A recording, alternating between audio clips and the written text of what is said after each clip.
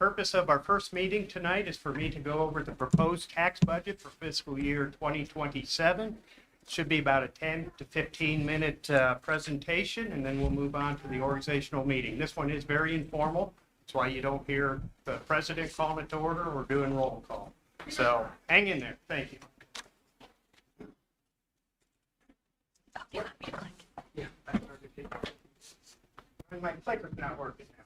I found out you need batteries.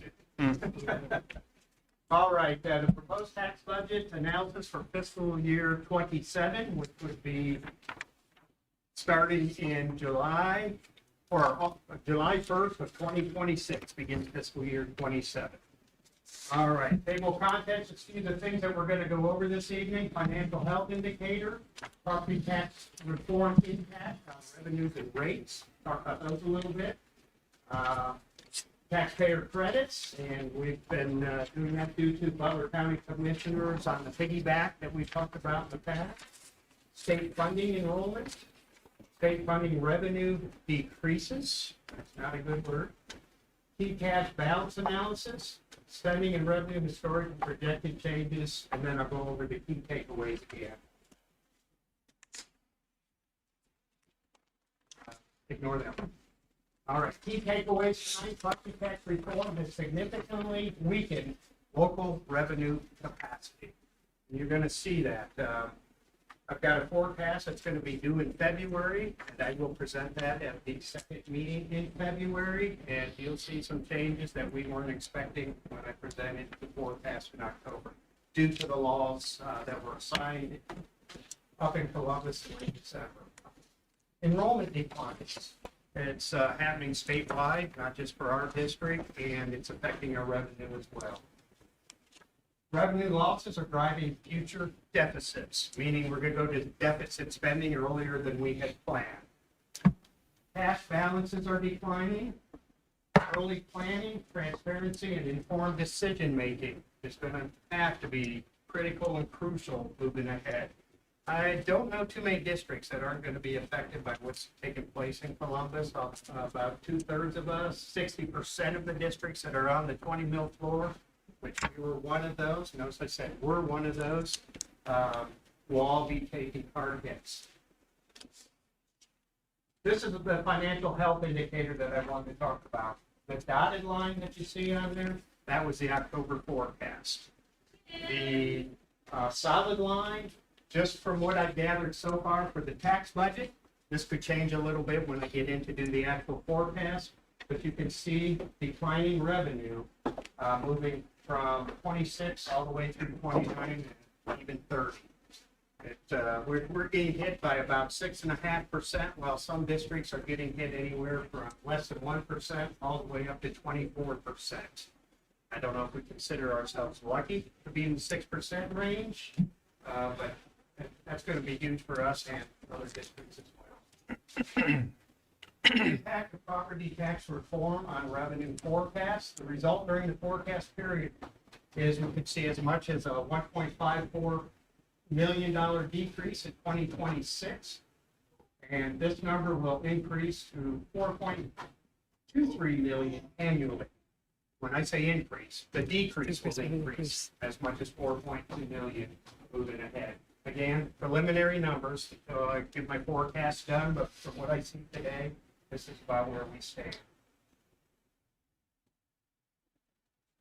Property tax credits. This was a piggyback on the homestead exemption for homeowners, where our three county commissioners took it upon themselves to vote in this piggyback to give relief to our real estate property owners. And the rollback, which is reimbursed by the state to us, they were able to double that rollback. It's a 2.5% savings for homeowners that live in their homes.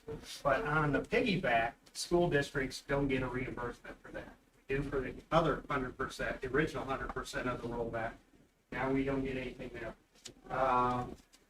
Any points, I have $2.2 million on there. It's about $1.2 million when you include general fund, our bond fund, and our permanent improvement fund.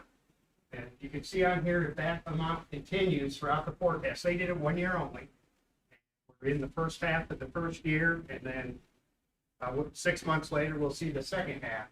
If, from what I understand, the three commissioners said if Columbus does enough to provide relief to our taxpayers, this piggyback should end after 1 year. But you can see if it doesn't, it just perpetuates through the future years. State funding, enrollment. I have not, this was a number that was pulled in by our software, but I haven't had a chance to go in there and evaluate this slide yet. But it does give you an indication of what we're seeing in our enrollment. I think this decrease is higher than what we'll actually have. But the trend is the same. We're going to see decreasing enrollment throughout the forecast period. State funding revenue, the orange line is the unrestricted aid we receive. The gray in the bar is the restricted aid we receive. And it's just from the state. And you can see we'll hit the pinnacle, hit the top in 2027. And then we're going to see a decrease moving forward, 28, 29, 30 in future state aid. Now this number, as you can see in years 23 through 27, historically went up because we were on the 20 mil floor. And I have found out, Chris, the decision, and you had asked the question before and I was wrong, on the will we stay on the 20 mil floor? No. The conversion that we did will now be counted towards the 20 mil floor. And we're going to be at about 31, 32 mils instead of 20 mils. I did a little math to figure out what that means. That means we have to have a value increase in our properties of about 74% for us to get back to the 20 mil floor. So every 3 years we see an increase. It will take probably 12 years of those increases for us to get back down to 20 mil floor, where we'll see a constant increase during the triennial and the reappraisal years. What caused that? When we changed, what year was that? The dollars that were converted from all the emergency and temporary levies that they had went over into permanent levy, so we didn't have to go back and ask for any more levies. Well, those 11 or 12 mills actually now count towards the floor because of the new tax laws where they didn't before. So they're just stacked on top of our prior millage, which put us above the floor. Again, many districts are going to fall in the same category. That's why you see the decline in funding increasing year over year. Cash balance and projection assumptions. The green line is what for our days of cash balance we have remaining was what I presented to you in October. The orange is what I'm projecting right now, just doing the tax budget. And you can see our days are declining starting this year all the way down into 2029.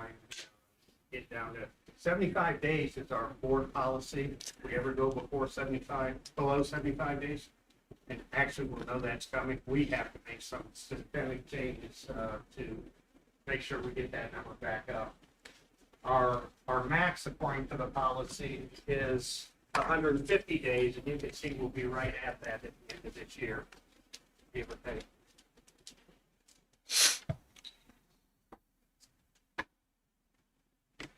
Key cash balance considerations. As you can see, our cash balances in orange here. 26 projected cash balance is $39 million this year.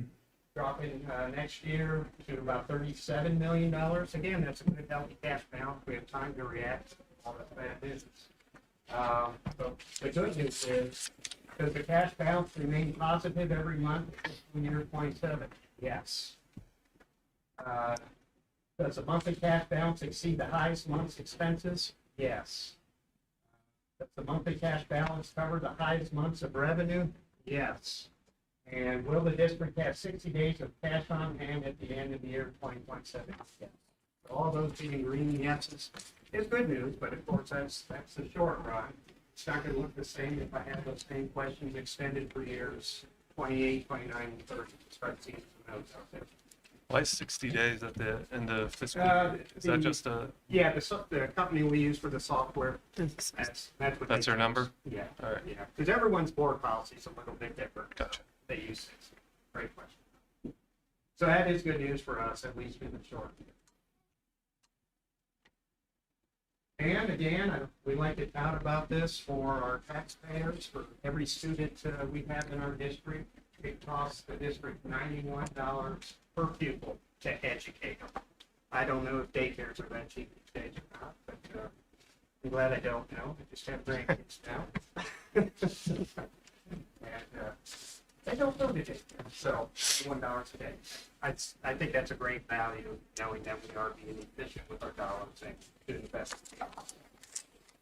All right. Again, talking about the key takeaways, we talked about the property tax reform significantly weakened because of local revenue capacity. Enrollment declines.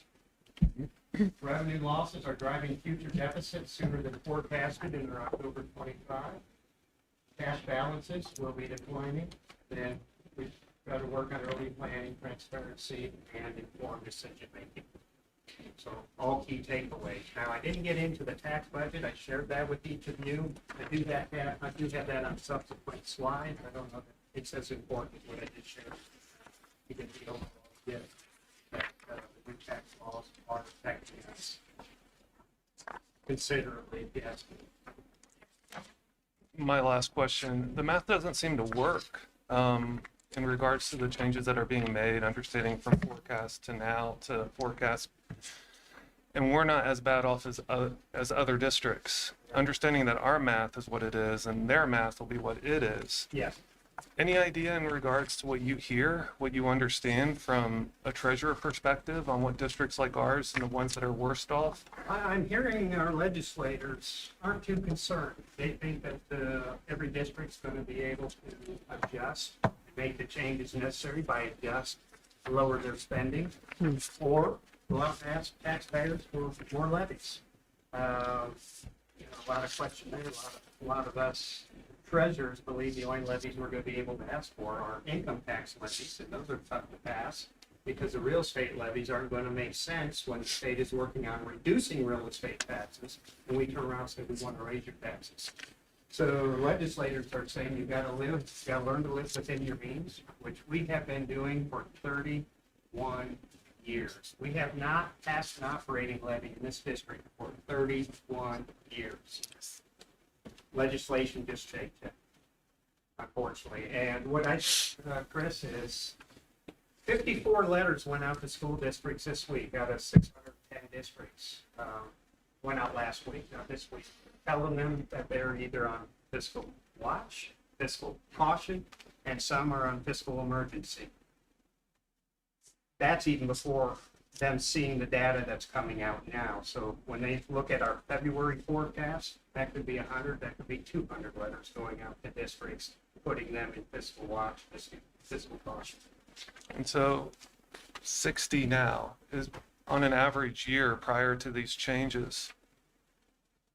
I would say anywhere from 25 to 50, because these really don't affect the new laws yet. It's just what's coming down. And realizing that everything is more expensive at the same time. Yeah, a lot of districts, the new laws actually take them back to a guarantee. We're not on the guarantee yet. We don't want to be on the guarantee because it takes you back to fiscal year 21. They get what the state gave them 4 years ago, or 5 years ago, now that we're at 26.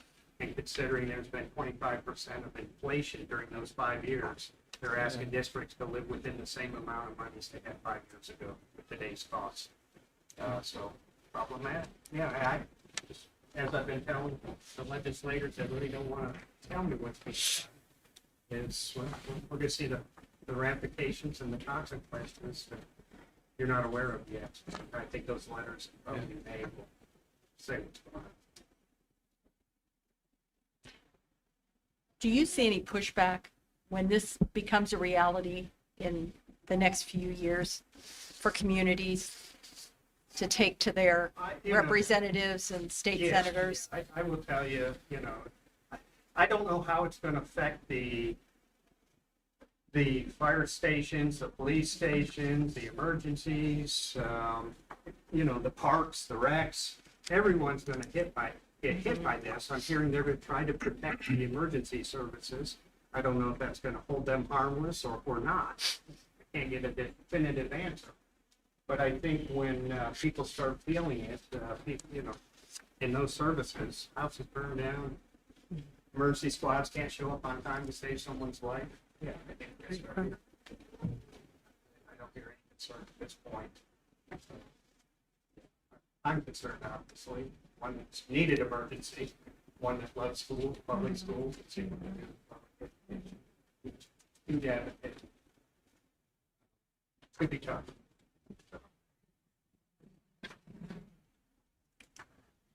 Questions? Say thank you for kind of sobering news, but you always do a nice job presenting it. Appreciate the transparency of just letting us know what is there. Hopefully people outside of this room and the community at large realize now and what that means for tomorrow. We are working hard to get information out to our community as we learn more and more about this, the cause and effect of what's happening here.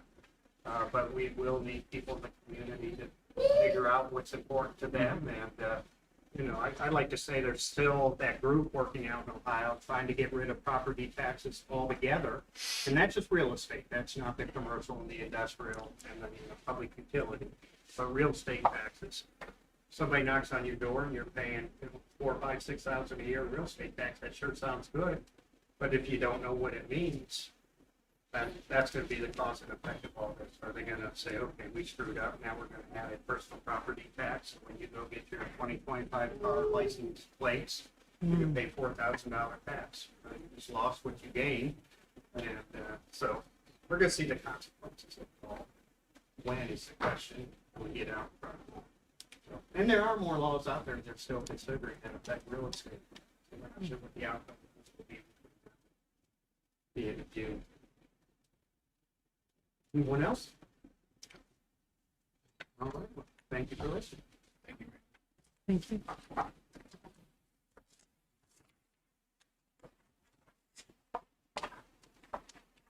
Give me a second. Oh, you're fine.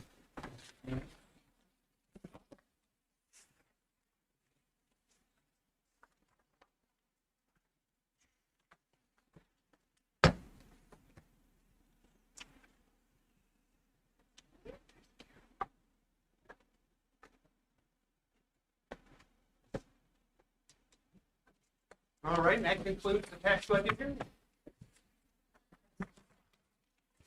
All right. I think this one starts with you also, doesn't it? Not swearing in the new members.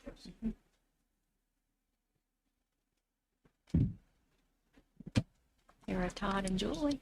Another picture. I know.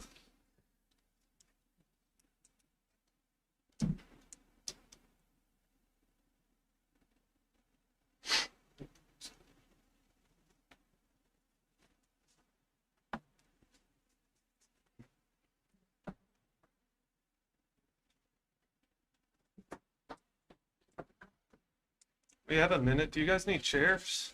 There are no Yeah, chairs there- back there? You guys are good? It's like you could come up front. I know, Right there are up always front. seats up front. Yep. It's like school again. No one wants to sit in front. We were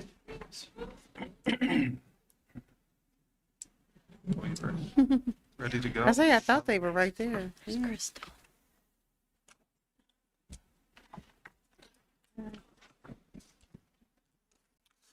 Well, welcome everyone to our Monday, January 12th, 2026 organizational meeting.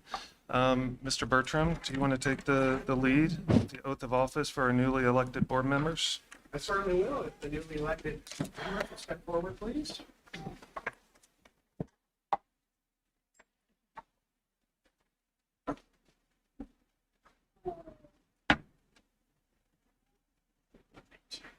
Yeah. Please raise your right hand and then just repeat after me.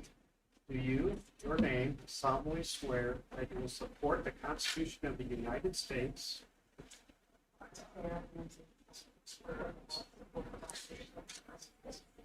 and the Constitution of the State of Ohio, and that you will faithfully and impartially discharge your duties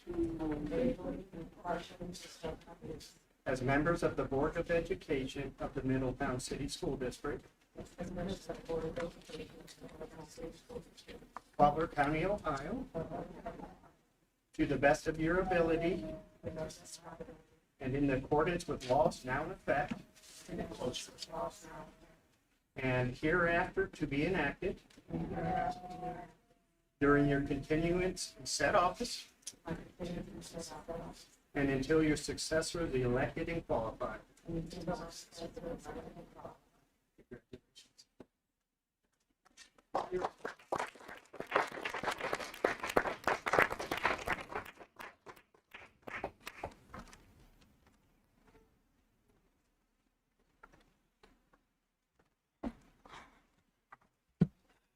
First off, congratulations to the three of you. Thank you. Nice job with the oath of listening carefully. Hard. This meeting's always kind of clunky at the beginning because it's getting through some organizational pieces, so I apologize. And so President Pro Temp calls meeting to order. In this meeting, I'm President Pro Temp. So I call the meeting to order and I call the treasurer to call the roll, please, when you have a moment. Mrs. Baker, Yes. Mr. Moore, Yes. Mrs. Ramsey Hunter, Yes. Mrs. Shire, Here. Dr. Oh, yeah. Here. Yes. Probably saying yes. I don't see on here pledge or the Pledge of Allegiance. It's on the record. It's on the regular meeting? All right. Under the organizational meeting, first item is the election of the board president. Is there a first nominee? I'd like to nominate Chris to remain as board president. Second. Is there a second nominee? A second. Is there a second? I'd like to nominate myself. Is there a second for that? I'll second. All right. What do we do on this? We go with the first nomination. And Okay. then if it passes, that's it. If it doesn't pass, we go to the second nomination. All right. Do we get to say any comments before we actually call a vote, or are we just taking a straight up and down vote? That'd be up to the board president. Because I think since we have two of us here, we've spent 10 years together on the board, I think that we should at least lay out a couple positions, if nothing else, rather than just rushing straight to a board vote. Chris, you can go first, if you like. No, I'm happy. I'll defer to you. You can go first Okay, if you like. okay. Well, primarily, the reason that I'd like to at least start the discussion of a transition in our 10 years together, as you know, the three of us, while we have two new board members here tonight, we've worked together for a long time. We've worked together a long time. And the comments that I'm about to make, there's no disrespect here. My intention primarily, and I say that to my colleagues and the folks that are here tonight, I mean, in many ways, we celebrate a joyous night. It's a humbling night as well. To sit here is an honor. And I think all of us, and my colleague, Mr. Urso as well, certainly has the best intentions for this board. I recognize that. But occasionally, I think that we need to have a challenge. It's just in due order. And I think the two of us, we've worked together for a long time. And at some point, there will need to be a challenge at this level. Okay, so here's one of my concerns. While you have been on the board for 10 years and you have great passion for kids and families in this district, and I respect that very much, at some point, when does that passion become a problem for the board? Okay, and one of the concerns that I think that we have to recognize is that at some point, our work has stopped progressing as a board. That's number one. That's my most important thing that I want to point out, is that about 4 to 5 months ago, the work of this board has completely stalled. Okay, so it doesn't feel the same. We're not operating as an effective board any longer. This is teetering on a dysfunctional board.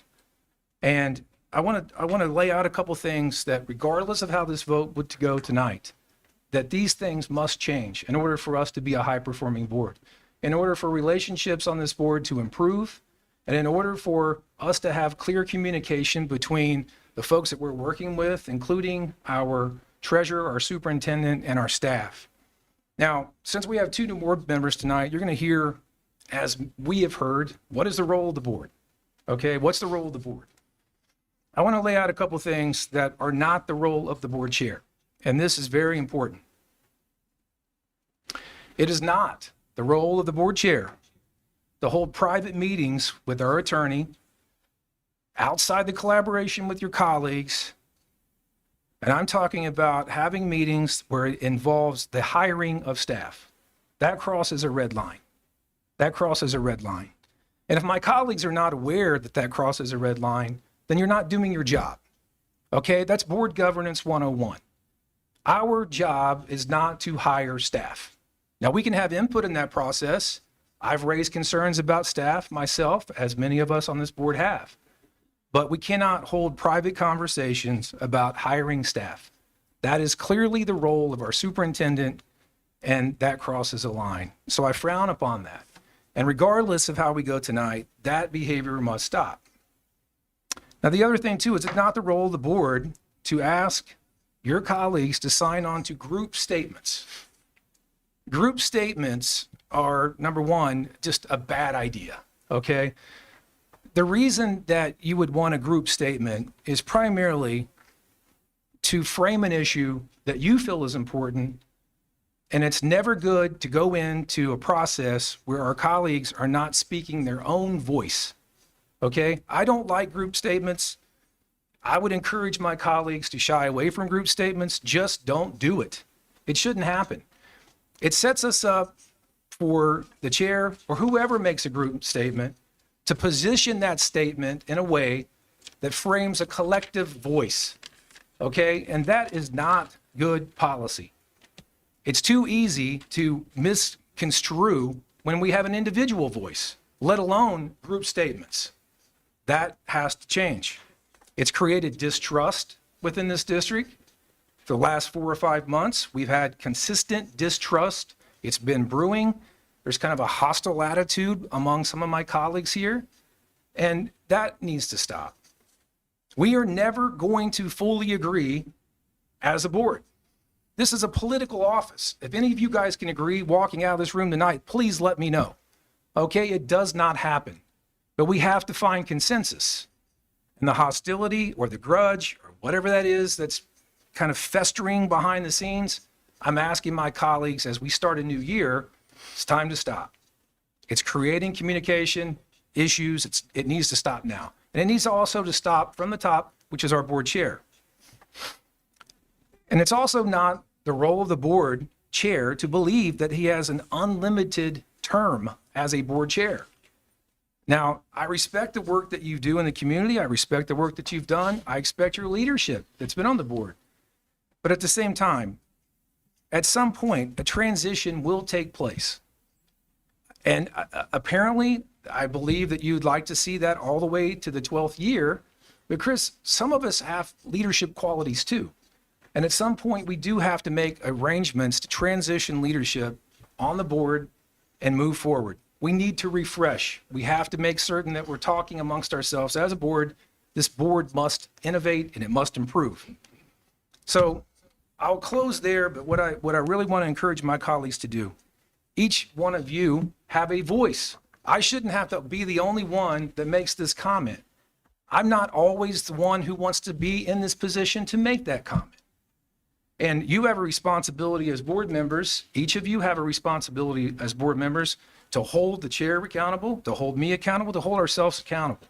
So whatever this is that's going on where we've had this contrived, controlled approach, that is not creating a high functioning board. I'm asking our chair that stop. Things need to change.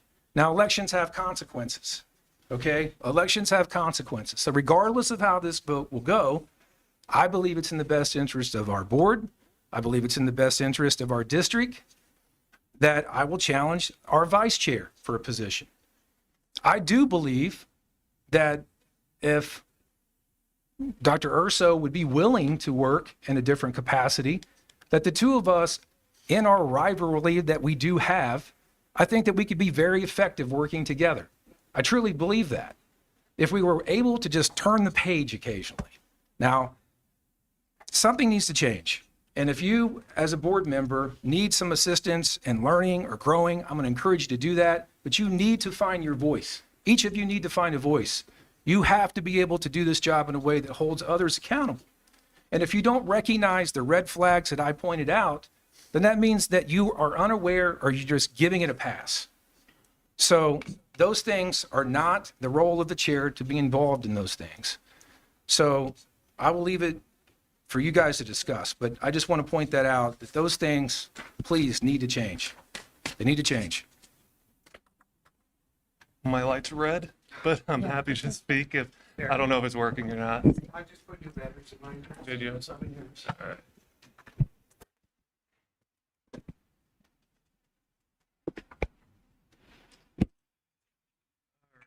Well, a lot of new information. And I appreciate my colleagues for nominating me. In my years on board, I've never nominated myself, I don't believe. And as I kind of like reflect back on some of the things that were discussed, of course I'm going to see them differently. The idea of hostility. I know when you work with strangers and sometimes you come into spaces and you get to know people over time, you're going to differ. I'm married. I differ opinions with my wife. I have children who I love. We disagree. The disagreement is where you find what you truly believe. And you speak about passion, and I'm not going to shy away from the idea of being passionate because our job is supremely important. Our decisions influence the lives of kids indefinitely. They influence teachers. They influence our community. We listen to the difficult decisions with how our revenues are changing and how that will impact. And calm, thoughtful leadership, I think, is needed. It's not to imply that none of us up here or all of us are beholden to that idea, but to come in this space and to throw ideas in a way that puts people on the defense. I don't know if it creates that kind of space for people to kind of work through together. We've gone through the last year with some tension within our city when we looked floors below us. And we did that to ourselves, not we. Individuals within the board did that to ourselves, to where when we meet and when we talk, that has changed the environment by which we can operate and the decisions that we can make.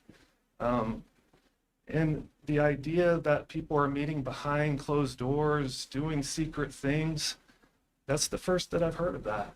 And if there are concerns, yeah, talk through those things. But people aren't talking to attorneys making hiring decisions without people knowing. I can assure you that on my word.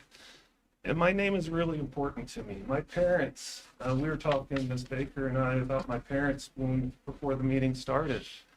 My parents gave me a really important name, a name that I take really to heart. My brother works in this district. My parents retired from this district. And the one thing as I sit on this board is to represent my family's name in a way that they can be proud of. And I've tried for 10 years plus to make my family proud, to make my community proud.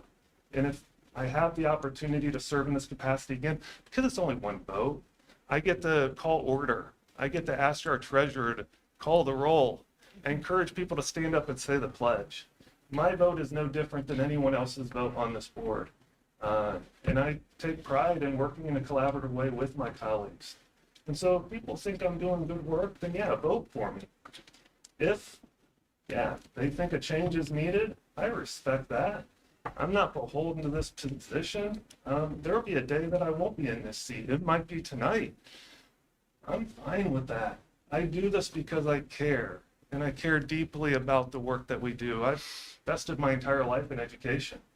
I like to think that I have a personality and mindset that does an okay job. And just to call back, over the course of the last year, I have been the one to vote against a lot of issues, and I was the only vote on those issues, whether it be the bus garage and not agreeing fully with how we're allocating money.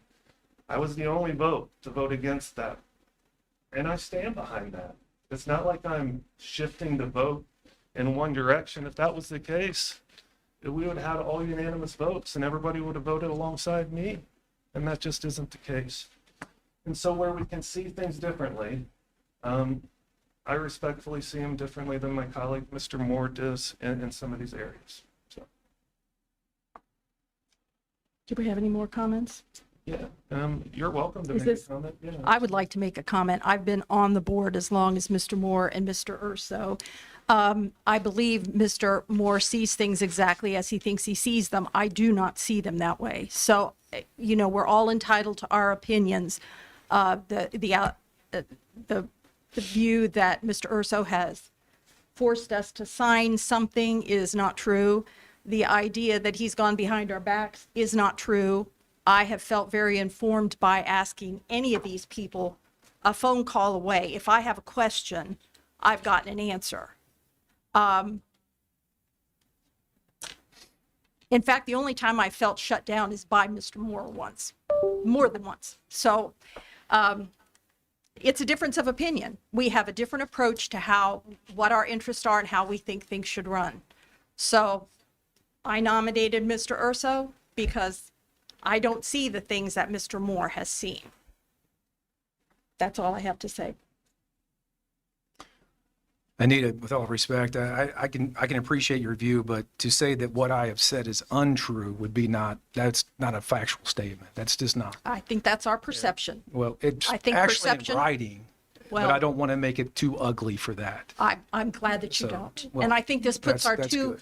our two newly sworn in people in a very difficult position. So I think to base a decision on Again, the things. intention here is to change the behavior. It's not to start a fight with anyone. The intention is for us to not practice in that form. Okay. That is But the you're assuming intention. that change needs to happen. It does need to Okay. happen. Those are not, That's your those are opinion. not things that should happen with group statements, not for a That's- board to operate that way. I do not believe Okay. that's I correct. don't believe those were group statements, so. Okay. We have a very well. big We'll difference move on of with opinion. business. That's Yeah, fine. we have a big difference of That's opinion. fine. Do we call the vote next? Unless, Can do a vote? I'd ask the other two if they want to speak. Tara, anything to add? Ms. Baker, anything to add? I think it's best that I remain quiet right now, because I do, yeah, Okay, yes. ready for the roll? Yeah, let's And this will be for Chris as president for this year. Mrs. Baker? I have to go first. No. Mr. Moore? Respectfully, no. Mrs. Ramsey Hunter? Yes. Mrs. Schreiber? Yes. And Dr. Urso? Yes.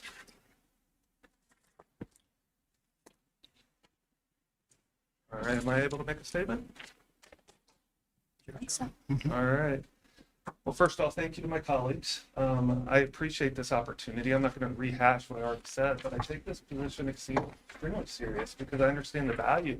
I also understand too that I'm one vote within a board of 5. And within that context, I lean on each of you. I listen to each of you. I respect each of you. And I look forward to working with each of you. Because as was laid out by our treasurer and as we listen to our superintendent, the work in front of us isn't easy work. It's important work. And to get distracted by things that won't lead us to the common good won't be good for anyone. So my charge over the next 12 months will be to do just that. To work with each of you, listen to each of you, the community at large, our staff, our students. Send an email, reach out. Those who do will find that our responses back will be quick. We'll connect you to the people that you need to be connected with. And we'll do our best to serve children in our community in the best way possible. And so thank you for this responsibility. And I'll do my absolute best to serve as board president for this upcoming year. The next item is the election of the board vice chair. Is there a first nominee? Am I able to nominate? Yes? I'll nominate Ms. Anita Scheibert to be vice chair. I'll nominate myself to be vice chair. Do we take a second on the first one? Is Yes, this, take the second. is there a second for Ms. Scheibert? I second. Thank you. Is there a second nominee? I know- Todd, And then a second, please. second. Thank you. Again, it brings me no great joy to have to challenge the process in this forum. And again, one of the reasons that I think this is important is that, and again, Dr. Urso, you say that you lean and respect your colleagues, lean on each other and respect your colleagues. And I talked about that passion. When does that passion become a problem for the board? And in my view, what I'm referring to is when, whether it's that long tenure that you hold as a seat, or whether it's your family and their role in education. Mr. Moore, is this about being vice chair? It is, it Okay. is that sometimes the primacy of that conversation, that when we have the two of you working together for a longer period of time, again, for the benefit of the board, I believe that we need to have a different voice in the room in those agenda setting meetings. As it goes right now, we have a board that's primarily 3-2 all the time. The conversations are not filtering out to the rest of us. And that, I don't know if that's just broken down over the years, if that's just changed, but we're increasingly becoming a fragmented board. And whether my colleague believes that I am not able to do that, or I just misinterpret things in that role, again, having a separate voice, a different voice, and having a voice that doesn't actually agree with you in most cases, sometimes is necessary for board process. And it's for the greater good. I'm not just trying to challenge my colleague, just to challenge Ms. Scheibert. We've known each other for 10 years. You work with my children. I know you very well. And it doesn't bring me any great joy to even say that. But at the same time, things need to change. Things need to change. And if you do hold the seat, what I would ask again is that this board has to be brought back together in some form. It's not working in this form right now. Our evaluation process and what we've seen in that evaluation process is broken. It was unprofessional. It was wrong. And I would hope that as we move forward, that we take steps to correct that. And all I'm asking is, regardless of the vote, that behavior, again, must change. It has to change. May I speak? Yes, please. I think it's difficult to say that the votes have always been 3-2. We have a totally new board here. How you can say that, I don't know. I do agree with a lot of things that Mr. Urso says. We're both educators. I don't agree with everything he says, and he knows that. I think this board has to choose what they want. I don't believe that we're doing damage to this district. But that's all I have to say. Tara, Ms. Baker, anything that you would like to add? So, I do. I am new, but I was here for a whole year, so I got experience. And as you will get to know, I was not quiet in executive sessions or meetings, and I do not lead on what others think. I do look at it. I'm also a parent in this district, so a lot of what I vote on is based on that experience, as well as me working and living in this community. And I will do what I'm elected to do, is to make sure I do what's best for the children and families in this community on decisions. Mr. Bertram, will you call the roll, please? Yep, the roll is for Anita for Vice President 2026. Mr. Moore, Respectfully, no. Mrs. Ramsey Hunter, Yes. Mrs. Scheibert, Yes. Dr. Urso, Yes. and Mrs. Baker. No. Congratulations, Anita. Mhm. Would you like to say anything? No, thank you. I intend to do what I've been doing. I hope it's acceptable. Time will tell. Well, next item on the agenda is the tax budget approval. Is there a motion for approval? So moved. And a second, please? Second. Any questions, comments, thoughts? Mr. Bertram, anything to add? No, just thank you very much, and I wish it was better news. So do I. So do I. All right, if there are none. All Mr. right. Bertram. Mrs. Ramsey Hunter, Yes. Mrs. Scheibert, Yes. Dr. Urso, Yes. Mrs. Baker, Yes. and Mr. Moore. Yes. Thank you. All right, motion carries. Next item is the appointment of committee chairs and representatives for 2026. It's a discussion item, and so with this, Mr. Bertram, I'll let you help. But I do recall, like, policy committee, Ms. Schreiber, you were a part of that. Mr. Moore, you had expressed some interest, if I remember correct, in terms of policy committee. That's correct. And so if we go through sequence, anyone else have interest in policy committee? Does anybody have any questions on policy committee, what the policy Anyone in the committee does? audience want to know what policy Yeah. committee works on? They work on the district's policies. We have Self-explanatory. policies, right, that we are guided by the state organization, and we have a district committee that goes over all the policies and how they relate to our district. And that's what Ms. Scheibert helps us with. And Ms. Stewart used to help us, so if someone else, we don't meet quite often, but when we do, we have quite a few policies to review. So, Mr. Moore, Ms. Scheibert? Nope. Finance committee is still on here, but finance committee has been rather dormant for the last year. Did they meet at all last year? No. No? And I will say today, I met with a vendor to work on something in my last 7 months that I think this district could use. And I think we will need some good finance type people from the community to step forward for that. So I will be reaching out, try and get some. And we'll talk more about it. Yeah. So there will be a need for a finance committee year 2026? I'd say retro. Okay. Yeah. All right. Any interest in finance committee? Mr. Moore, I know you've served on this committee in the past. Do you have an interest in continuing so? I do. All right, Mr. Moore. Anyone else like to join him? Maybe Julie can join me. No. No? No finance? Terry, you want to join? No? We need at least probably one other person. We can have a committee with one member. It would be just one member in Hey, you want? Yeah. Right, And and community when is it- members. Okay. When does this meet? When do you guys meet? Yeah. As needed? We haven't They really had haven't any met for a meetings, so it's to be announced. Yes. DLT, District Improvement Leadership Committee. I know Ms. Scheibert, you expressed interest in continuing on that. And Ms. Baker, I know that you had indicated, I believe, some interest in that too. Yes. Yeah, I would. Would you like to highlight district? Sure, district leadership team, that's where all the district leaders come together.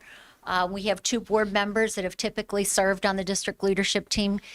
We meet quarterly and we look at data and we talk about strategy moving forward to the next quarter. Ms. Baker, you would be very good coming from the classroom, but it's looking at the district data by schools and talking about the different strategies that we use to move our academic achievement ahead. So Ms. Scheibert, Ms. Baker for district leadership I would team? like to continue. Okey-doke. I'm good with that. All right, the 4th Committee on Administrative Committees, the City and District Relations Committee. I've served on that in the past, and I believe, Ms. Baker, you had indicated some interest in that one also. Yes. Last year, that did not meet quite often. I do not know what the plan will be for the next 12 months in regards to re-engaging the city. But I'm happy to serve with you, Ms. Baker, if you want to Great. join me on that. Perfect. And Butler Tech, I know that was decided, is that decided after this one? Yeah, that comes up. Perfect. next. All right. Board appointments, Planning Commission representative is still on here. I know that that's changed with the city decisions from this past year and the turmoil from our prior experiences there. But I do know, is it Ms. Ramsey Hunter, you're serving on Planning Commission? I right am. now? Yeah. Okay. OSBA Urban Commission representative, do you know who that was last year? That was me. That was Is that you? Mm-hmm. You were, Anybody want to try it? was it, I thought you were the legislative liaison. Oh, that's right, not commission representative. The Urban Yeah. Commission representative? That might have been Verlena. That was I think Verlena. it was, I Yeah. think it was. Anyone have a passion for that? I'll do it. I All can. right, Ms. Ramsey Hunter, congratulations. You're the US OSBA Urban Commission representative. You do get a nice meal out of that at Capitol Conference. Oh, yeah. Is that the dinner I kind of went to on that? And the last board appointment is the OSBA Legislative Liaison for Capitol Conference, a delegate and alternate. Ms. Scheibert, I don't know if Julie would like to try that. No, that's okay. You can do it. You'll be okay. It's nice to have somebody new at that. It's in Columbus during Capitol Conference. It's a good Well, way to if, get if engaged. we want changes, we need to have different voices in this. Yeah, I'll do encourage you to alternate take if it she wants to. Mhm. as at least the alternate. I'll be an alternate, but The alternate, Ms. Baker? And so the delegate would be Ms. Ramsey Hunter? Oh, I don't know. yes, I'll do that. That's fine. Anita, okay. It's one meeting, it's at a, It is. It's only a meeting. Yeah. Yeah, it's just a meeting. That first night. we miss any? No? I'll tackle that one. All right, the next item on here is the appointment of the school board member to serve on Butler Tech and Career Development Board of Education. I believe, so do I read this and then we second and, or do I do that at the beginning? Resolution? You could just, yeah, go ahead and read it.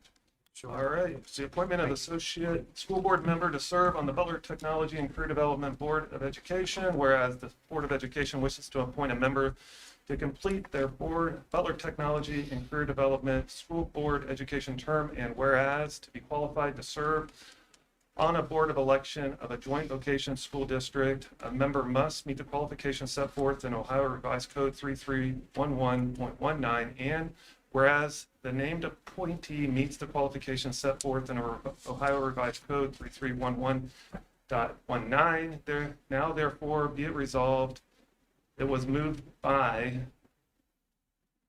So moved. Anita Scheibert and second by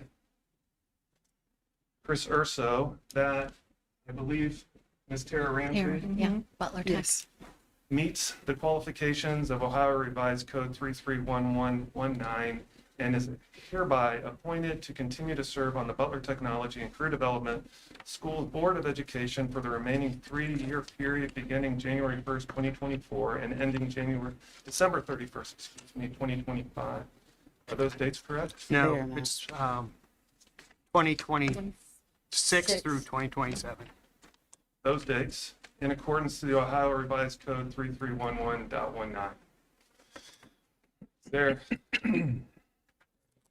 anything else we need to do on that? except Take a vote. All right, take a vote. All right, Mrs. Shiver, Yes. Dr. Urso, Yes. Mrs. Baker, Yes. Mr. Moore, Yes. and Mrs. Ramsey Hunter. Yes. Thank you for serving on that. Butler Tech, I know with everything going on out towards where the outer skirts where First used to be, it's an exciting time for Butler Tech in this area. And we're lucky to have you serve on that. I know Ms. Stewart enjoyed her time on the Butler Tech board. Thank you. Dr. Urso, I have a question. Correct. Are the committees that we have, are those committees in stone and we can't add to that? Can we add any new committees to that? What were you thinking? A special education committee? I don't know.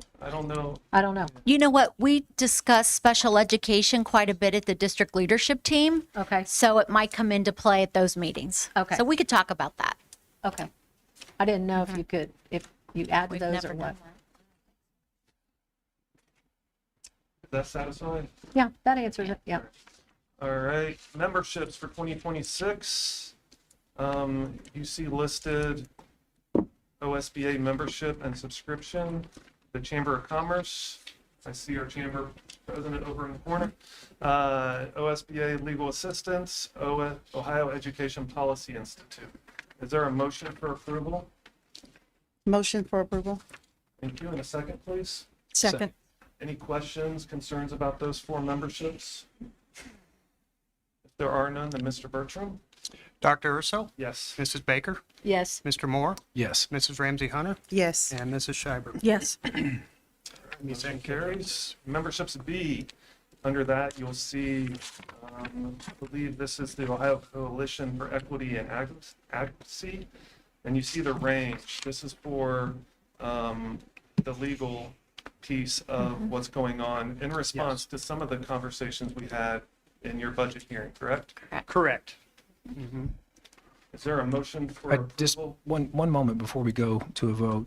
We've always kind of wrangled on this particular issue because of the range. What are you see the range here, what is the actual number that we're voting on? Is it per pupil? It's per pupil. Yeah. And it's $2 per pupil if we go with the legal affiliation, and just 50 cents per pupil, just the standard. Okay. But for the record, do you want to state that for the record, for the amount? We need a motion and a second before discussion. You could do it that way, yes. So is there a motion for approval So moved. in a second? Second.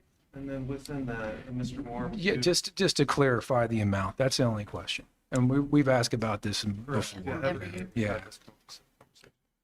And it's more a conversation amongst us, I believe, right? It is. And last year, do you recall what we did support? I think we met in the middle somewhere Yeah, with it was, Todd's recommendation. I don't think we did the full We didn't do And we didn't. do it. amount, the second unless part, it we was, didn't include. unless you were overvoted. No, I think we came to consensus on that I one. thought we did, Yeah. I yeah. thought we discussed it at a meeting where think you we did were absent, 7,500 and if then I I can vote Yeah. at the next meeting, Yeah. if I remember correctly. Was it, Yeah, we waited for Todd to come. how much did you know what we voted on last time? I think it was remember. $7,500. Okay. Yes. I think that number does, So now does strike. it's, Is that where we're at this round? Is that, Comfortable with 7,500. I'm comfortable with the full amount, understanding what Mr. Bertram had discussed at the beginning of the meeting.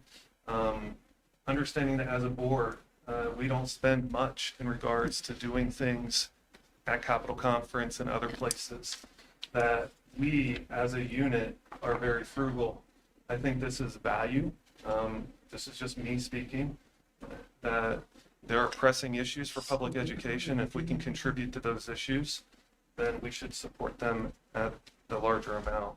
But I defer to my colleagues on what they believe. So just to every be year clear, every year we support kind of that. wrangle with this one every year. I mean, in the past, I've always taken the position here of trying to meet folks in the middle somewhere on this number, primarily because the coalition itself, there was never a pending lawsuit on that. And I felt that asking districts to go into funding an issue that was not before a court was not something that we should do. Things certainly have changed at this point, but I don't know if I'm willing to go to 11.5. I'd be comfortable at 7,500, but that's kind of been my core position on this all along. Is there a court case currently? Yeah. In Didn't fact, we- they tried to get dismissed, and the judge refused dismissal of the case. So there is a court case, Mr. Moore. Well, Well, I don't think it's before the appellate court at this point. I think they're working their way through the system, but I see the point. I get the point, but Having heard the committee members talk about this at Capitol Conference, not this past year, but the year before, I was very impressed with the amount of information that they're bringing forward to promote public education, to keep public education funded.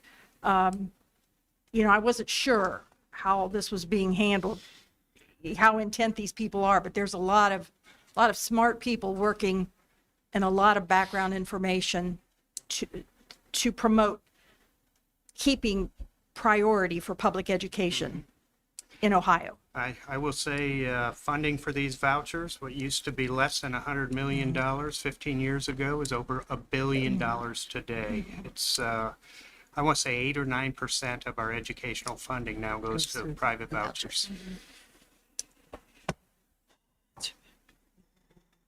well, it won't be the first time I'm voted down tonight, so go for it. yeah,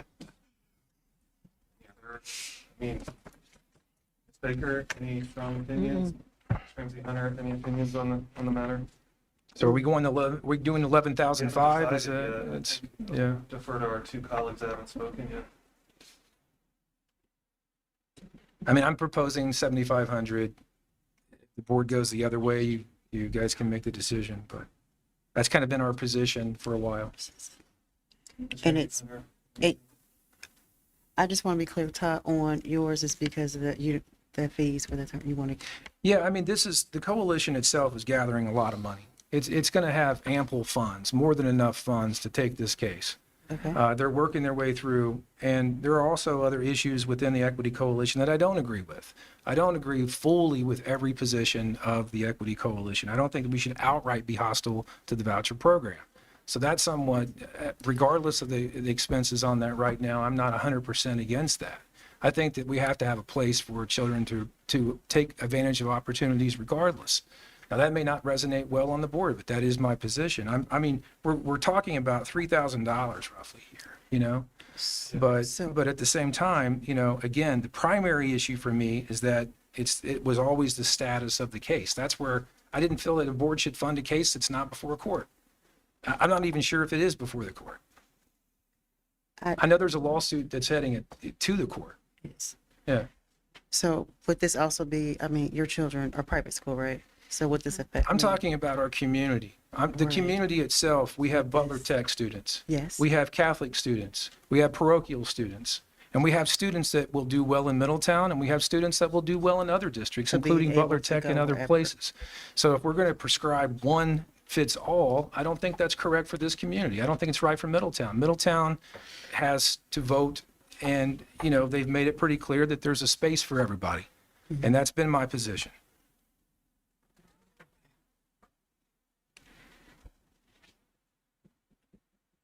We go down the line and see what your number is, and then from there get some clarity and then move on from there. I'm so blessed, but Try I and kind figure out a way of, to get to I'm, yeah. that. Ms. Baker, do you have a number in mind? No, I really don't. I'm gonna be honest with you. I really, That's fine. Mr. Moore, you're comfortable at 7,500, or I am. Ms. Ramsey Hunter, do you have an idea? Are you comfortable? Because it's not going to make or break a case, whether it be 7,500 or 11,500. It's not. Yeah. I think it's symbolic in some form, but I don't know in terms of practical terms, does it matter a lot, but symbolically, I do think It's so. $3,000. I'm not going Yeah. to hold the board up over it, but I'm just saying that Well, I'm just thinking about inflation. So do we need to put that in and up it a little bit? I agree with Todd, not the 11.5, but I'm not sure about keeping it 7,500 is a good thing. Another way we could look at it, rather than setting a dollar amount, instead of $2 per student, you want to do $1.50 per student. 50% is for the standard cost, and then it's adding $1 for the lawsuit. Because it's paid by per student. So Instead of 2. you'll cut a third off of the legal side of it. Third. I mean, actually, this kind of makes the point of what I'm talking about. It's kind of all or nothing. You know what I mean? I'm taking a position here, recognizing the challenges. Again, it's kind of like all or nothing. You know, that's the kind of rock and a hard place that I kind of feel oftentimes here is I get that we're passionate about education. I get we're trying to help kids. I take a position. It's kind of that rub that, you know, we're all in or we're not. I mean, here we're talking about $3,000 difference. You know what I mean? We're more than halfway home, and there's still a conflict on that, as simple as just passing the contract itself. I mean, if the board feels beholden to that, let's just call a vote for 11.5. I mean, I won't hold us up any longer.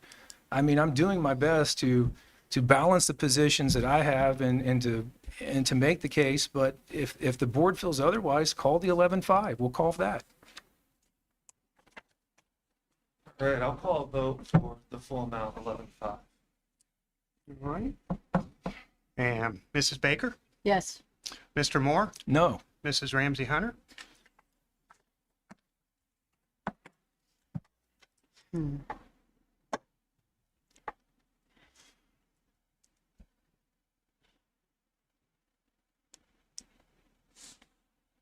So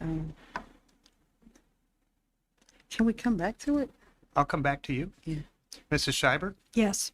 Dr. Urso, Yes. Mrs. Ramsey Hunter. You're happy to abstain too. I abstain.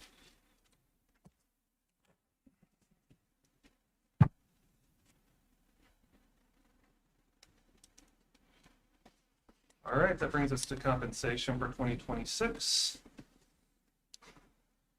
Is there a motion and a second for the resolution establishing compensation? Once there's a motion and a second, I'll read the resolution. So moved? Second, Anita Scheibert moved that the salaries for the members of the Board of Education of the Middletown City School District, Butler, Warren Counties, Ohio, be set at the maximum allowed by law, ORC 3313.12 for each meeting attended. Ms. Julie Baker, is that who seconded? yes. All right. Any questions, comments? No. There are none. And Mr. Bertram? Mr. Moore, Yes. Mrs. Ramsey Baker. Oh, Ramsey Baker, Ramsey Baker, I'm sorry. Yes. I didn't get my nap today. Mr. Schreiber, Yes. Dr. Urso, Yes. and Mrs. Baker. Yes. Thank you. All right. Motion carries. Here comes the resolutions for 2026, and there are quite a few of them, and I apologize at the beginning because I'm encouraged to read these. So you have them on the screen, or I'd have to bring them up one at a time. Can you move your mic up a little bit, Chris? Or turn it on, or, it is on? okay. Here, I'll give you yours back. Does it work? You're not going to want to hear me on all these resolutions.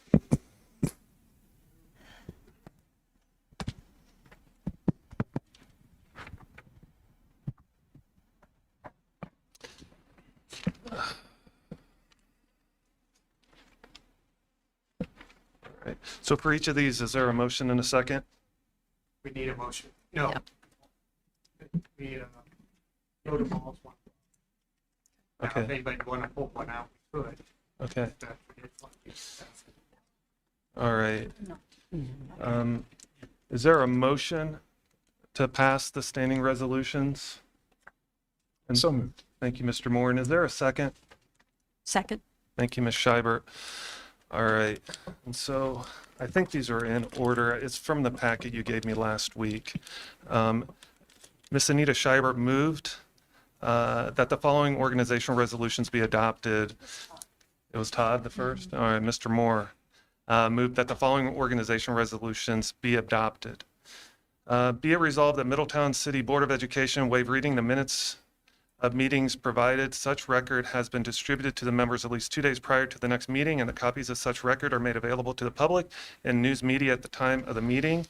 Be it resolved that the Board of Education, as authorized by Section 3313-1A Ohio Revised Code, hereby dispense with the adoption during the year of resolutions: A, authorizing the purchase of sale of property, except real estate; B, authorizing the payment of debts or claims and the salaries of employees as fixed by the board; and C, approving warrants for the payment of any claims from school funds when such expenditures have been authorized by appropriations resolution. 3, be it resolved by the Board of Education of the Middletown City School District and the counties of Butler and Warren, State of Ohio, whereas from time to time monies are received in the general and bond retirement prior to the time the money is needed, and whereas these monies could be invested in short-term investments according to the Ohio Revised Code.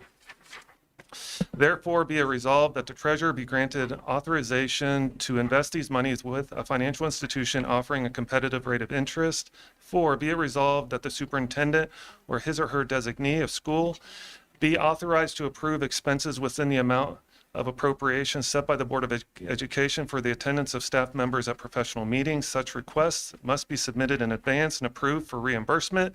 Will it be made when itemized expense count, accompanied by receipts is provided.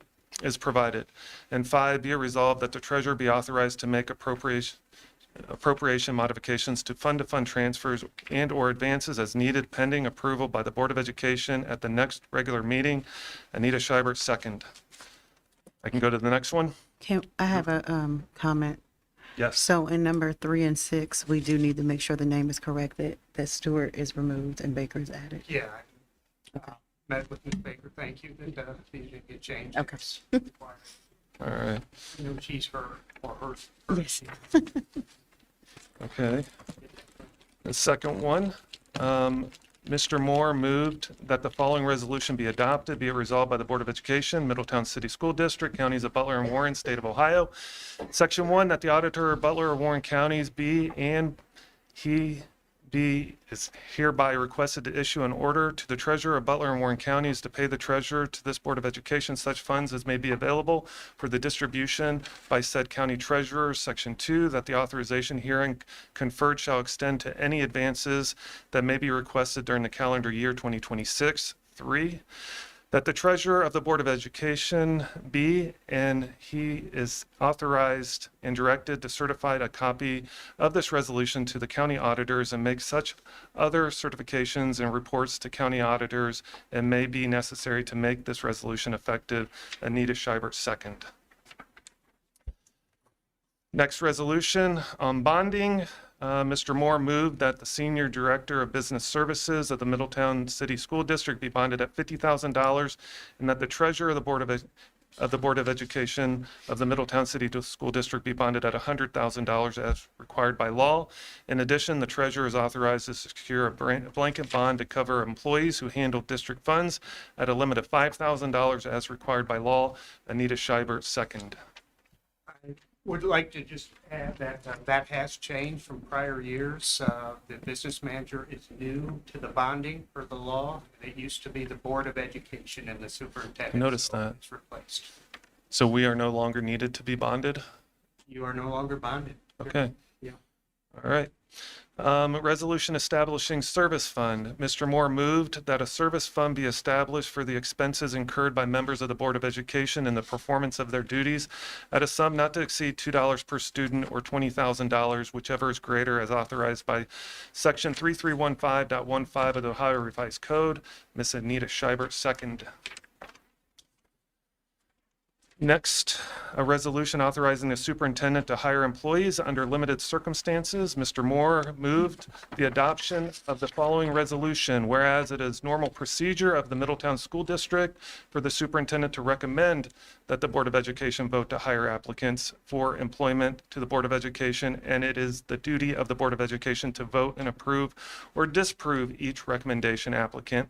Whereas the board desires to delegate its authority to accept resignations, the superintendent, and whereas the Board of Education may only have 1 or 2 formal meetings per month, and that certain limited circumstances when an applicant for employment must be hired on an emergency or an immediate basis prior to board approval.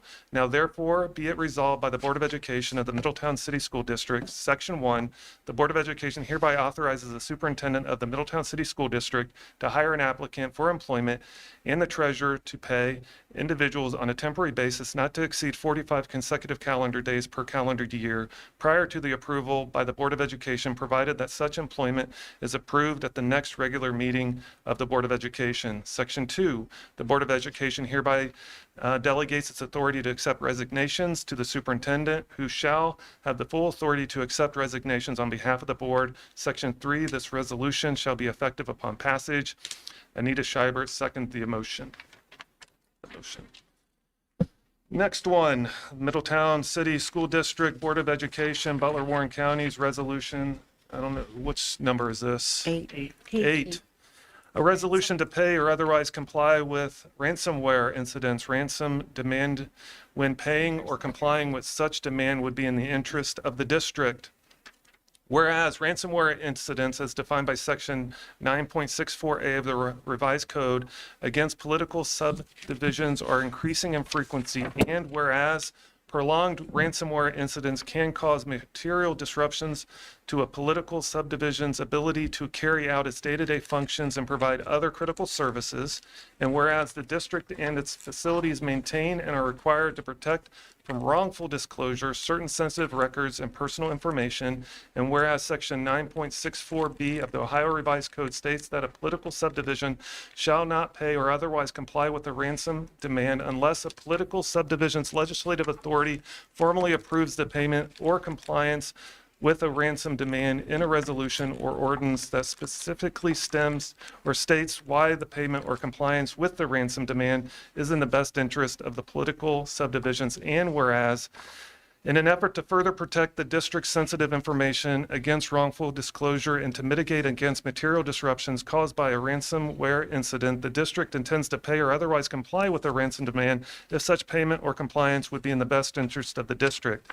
Now therefore be it resolved by the Board of Education of the Middletown City School District that Section 1, in the event that the district experiences a ransomware incident, the board hereby resolves to pay or otherwise comply with a ransom demand stemming from such a ransomware incident when such a payment or compliance would be in the best interest of the district. Section 2, the resolution shall be effective upon passage. Anita Schreiber, second the motion. Attorneys must get extra dollars for words. Just say if I can let you rest for a minute. Yes. This is brand new due to new laws that have come into place with the new legislation, and felt that it was important to put this in the organizational meeting as a standing resolution in the event something does occur. Of course, I don't believe in paying ransomware, because that's why they keep happening, but in the event that something would occur, it does give the superintendent the ability, working in conjunction with the board members, to go ahead and resolve the issue before a meeting. Just in the event we couldn't get a quorum, or it happens to be during holidays, whatever event takes place, and we can resolve the issue to get our employees paid, pay the bills where we need to. So, Thank you. All right, number 9, Mr. Moore moved the adoption of the following resolution: the Middletown Board of Education, Butler and Warren Counties, Ohio, resolution declaring the intent to collect any additional tax revenue from any tax levied within the 10 mil limitation during the succeeding fiscal year. Whereas Section 5705.29E of the Ohio Revised Code permits a taxing unit to declare that it intends to collect any additional tax revenue from any tax levied within the 10 mil limitation during the succeeding fiscal year, and whereas the Board of Education intends to collect any additional tax revenue from any tax levied within the 10 mil limitation during the succeeding fiscal year, now therefore be it resolved by the Board of Education of the Middletown City School District, Section 1, the Board of Education hereby declares its intent to collect any additional tax revenue from any tax levied within the 10 mil limitation during the succeeding fiscal year. Section 2, this resolution shall be effective upon passage. Ms. Scheibert, second the motion. again, laws have changed. This puts in place a lot more authority for each county auditor to withhold revenue that does typically go to the subsequent school districts. It gives us the authority to ask for those funds. All right.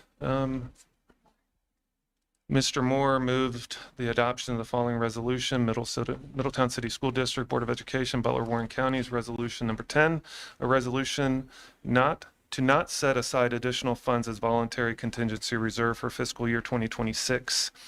Whereas Section 5705.29F of the Ohio Revised Code allows districts to include in its annual fiscal budget an estimate of expenditures to be known as voluntary contingency reserve balance, and whereas the district does not intend to set aside additional funds as a voluntary contingency reserve, that therefore be it resolved by the Board of Education of the Middletown City School District, Section 1, that the board hereby resolves not to set aside additional funds as voluntary contingency reserve through its annual fiscal budget for fiscal year 2026, Section 2, that this resolution shall be effective upon passage. Ms. Scheibert, second the motion. Again, another change in the laws. It's requiring a standing resolution, and because of our strong cash balance, I don't see a need to do this in 2026, but in the event we decided to do that, it could be changed through a board resolution. Any questions? Anybody would like me to read those again for us? No. You sure? No. Oh, yeah. Seconding my decision to sit in this chair. Questions, comments? All right, then Mr. Bertram. All right, I forget who I left off with now. It's been a while. Mr. Moore, Yes. Mrs. Ramsey Hunter, Yes. Mrs. Shiver, Yes. Dr. Urso, Yes. Mrs. Baker. Yes. All right, motion carries. 2026 Board of Education meetings. You should have received a list of meeting dates. Any questions, comments regarding those dates? I know the 2 July dates are difficult for me. Outside of that, no. There are no questions or comments. Are we ready to vote? Yep. All right, then Mr. Bertram. Mrs. Ramsey Hunter, Yes. Mrs. Shiver, Yes. Dr. Urso, Yes. Mrs. Baker, Yes. and Mr. Moore. Yes. And again, we can deviate from this throughout the year if things change, with proper notification to the public. All right, is there a motion to adjourn the organizational meeting So moved. in a second? Second. All in favor, say aye. Aye. All right, one last meeting. You ready to roll right into it? Anybody need a break? Oh, let's go. Mr. Bertram, we're ready when you are.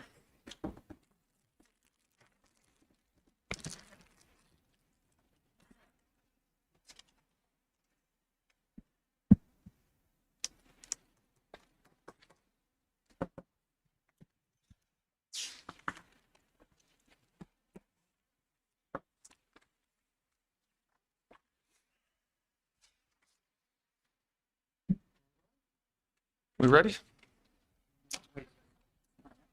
We have to hit that board member on start the meeting. Yeah, I always see is a cruise boat up there. You don't have any. Okay. This is just passport control.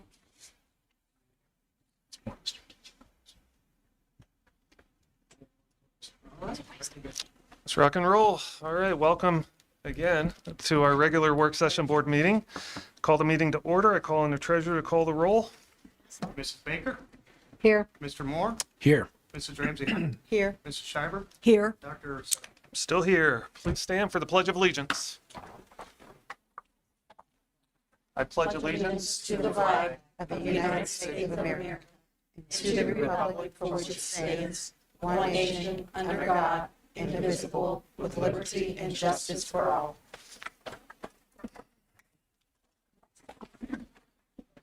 Is there a motion to approve the agenda? So moved. Thank you. And a second? Second. I don't know who got in there first. Any. All right. Any questions or You got in comments? there first? I think Anita did.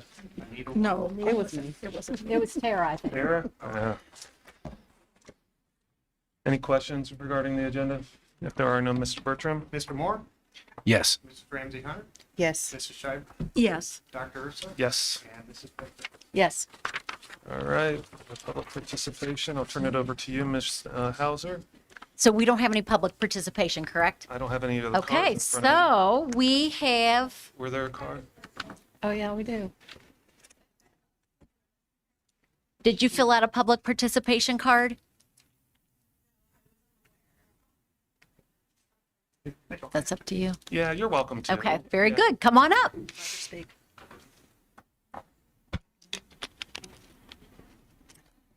Do you want to have a card for the record? Should she Yeah, we have a probably card for should the get record? You can squeeze through here.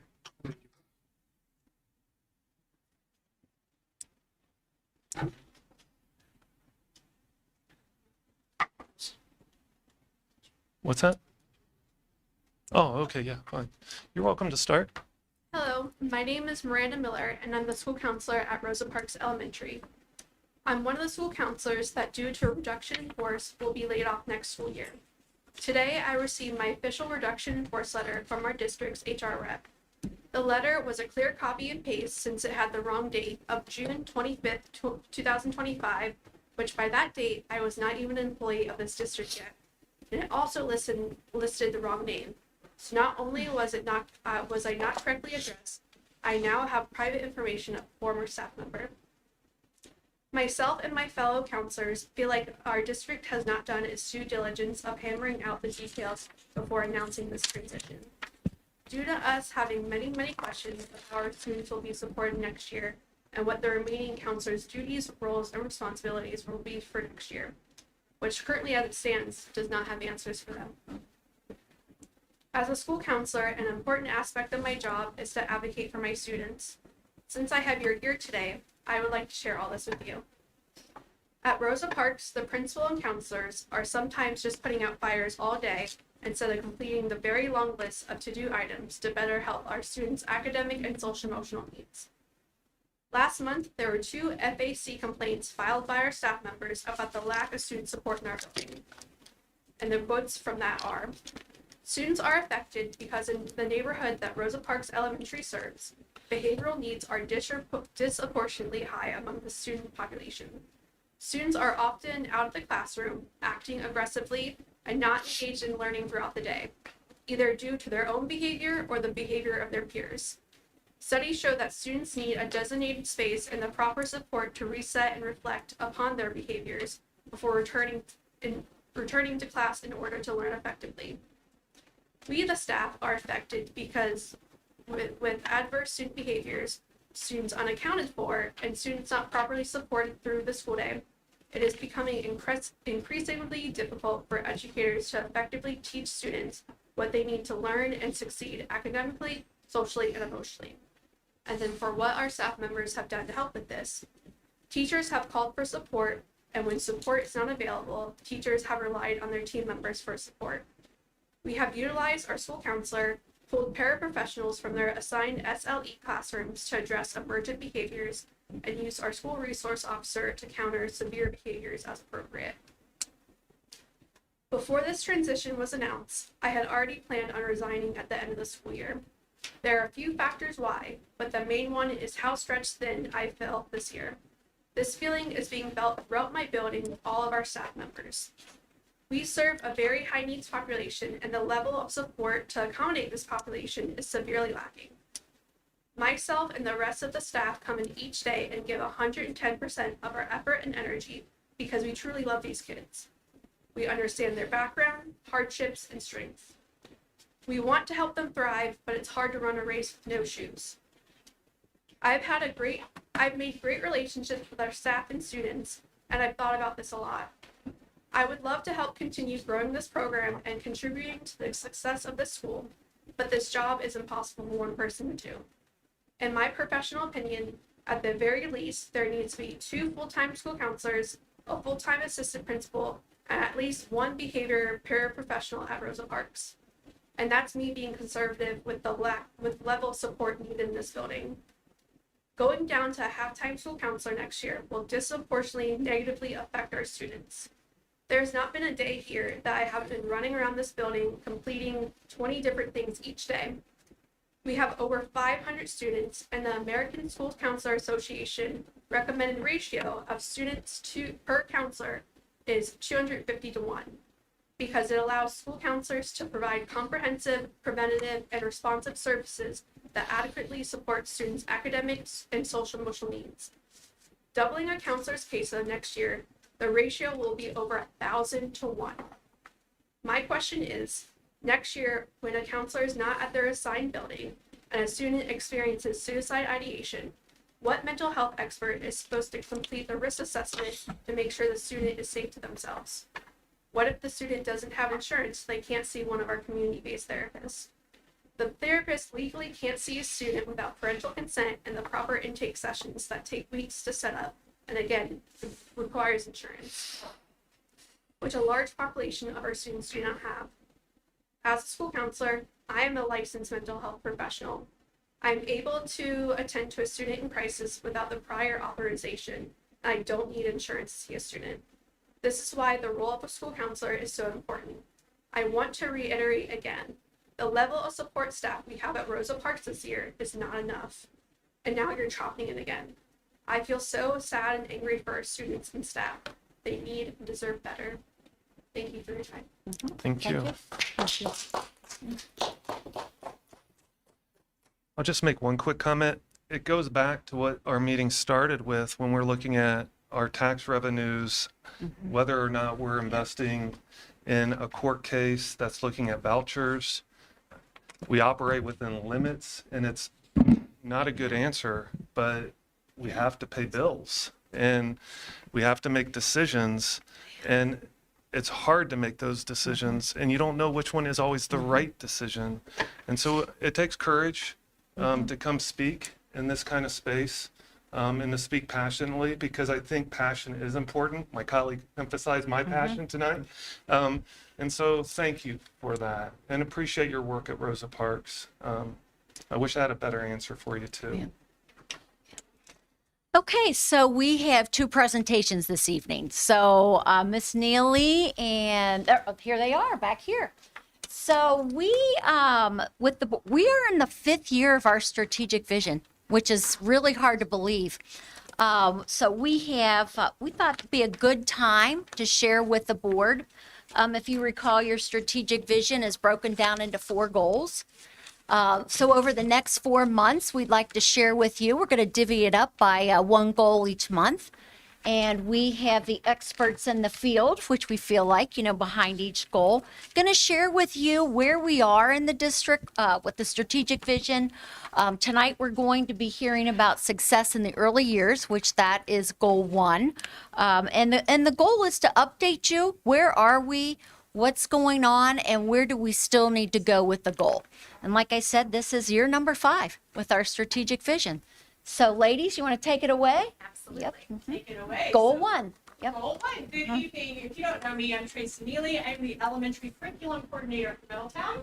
And I'm Terry Vincent. I am the literacy teacher leader, and I am the Orton Gillingham phonics and morphology trainer of the district.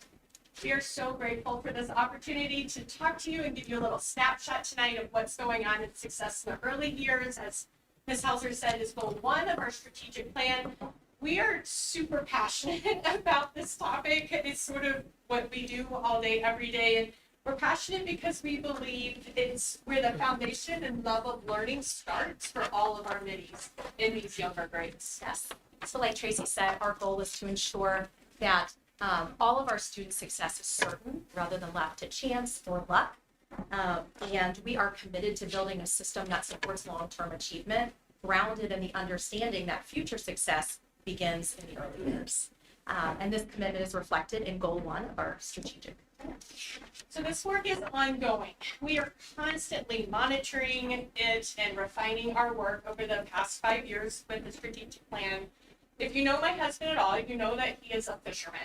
And we relate a lot of the work we do to the fishing that my husband does often. So when he's on a boat and he's catching fish, when the fish aren't biting, he turns around and he goes into his tackle box and he tries a new bait, or he tries a new line, or we move to a new location, all the things that fishermen do. That really relates a lot to what we're doing here in Middletown for our youngest learners.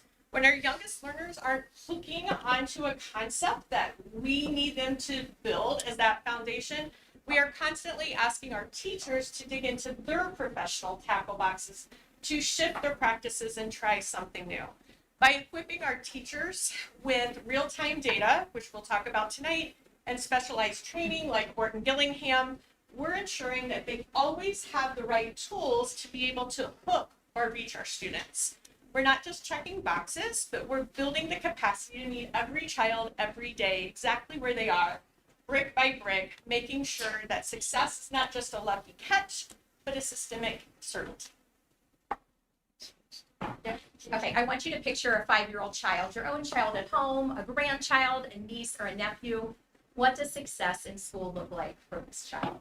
Most certainly it includes learning numbers and letters and being able to read and spell simple words, do basic math problems, but it also includes feeling safe to try new things, to make mistakes, be excited about coming to school every day. That's a win. Ms. Davis would agree with that one, I'm sure.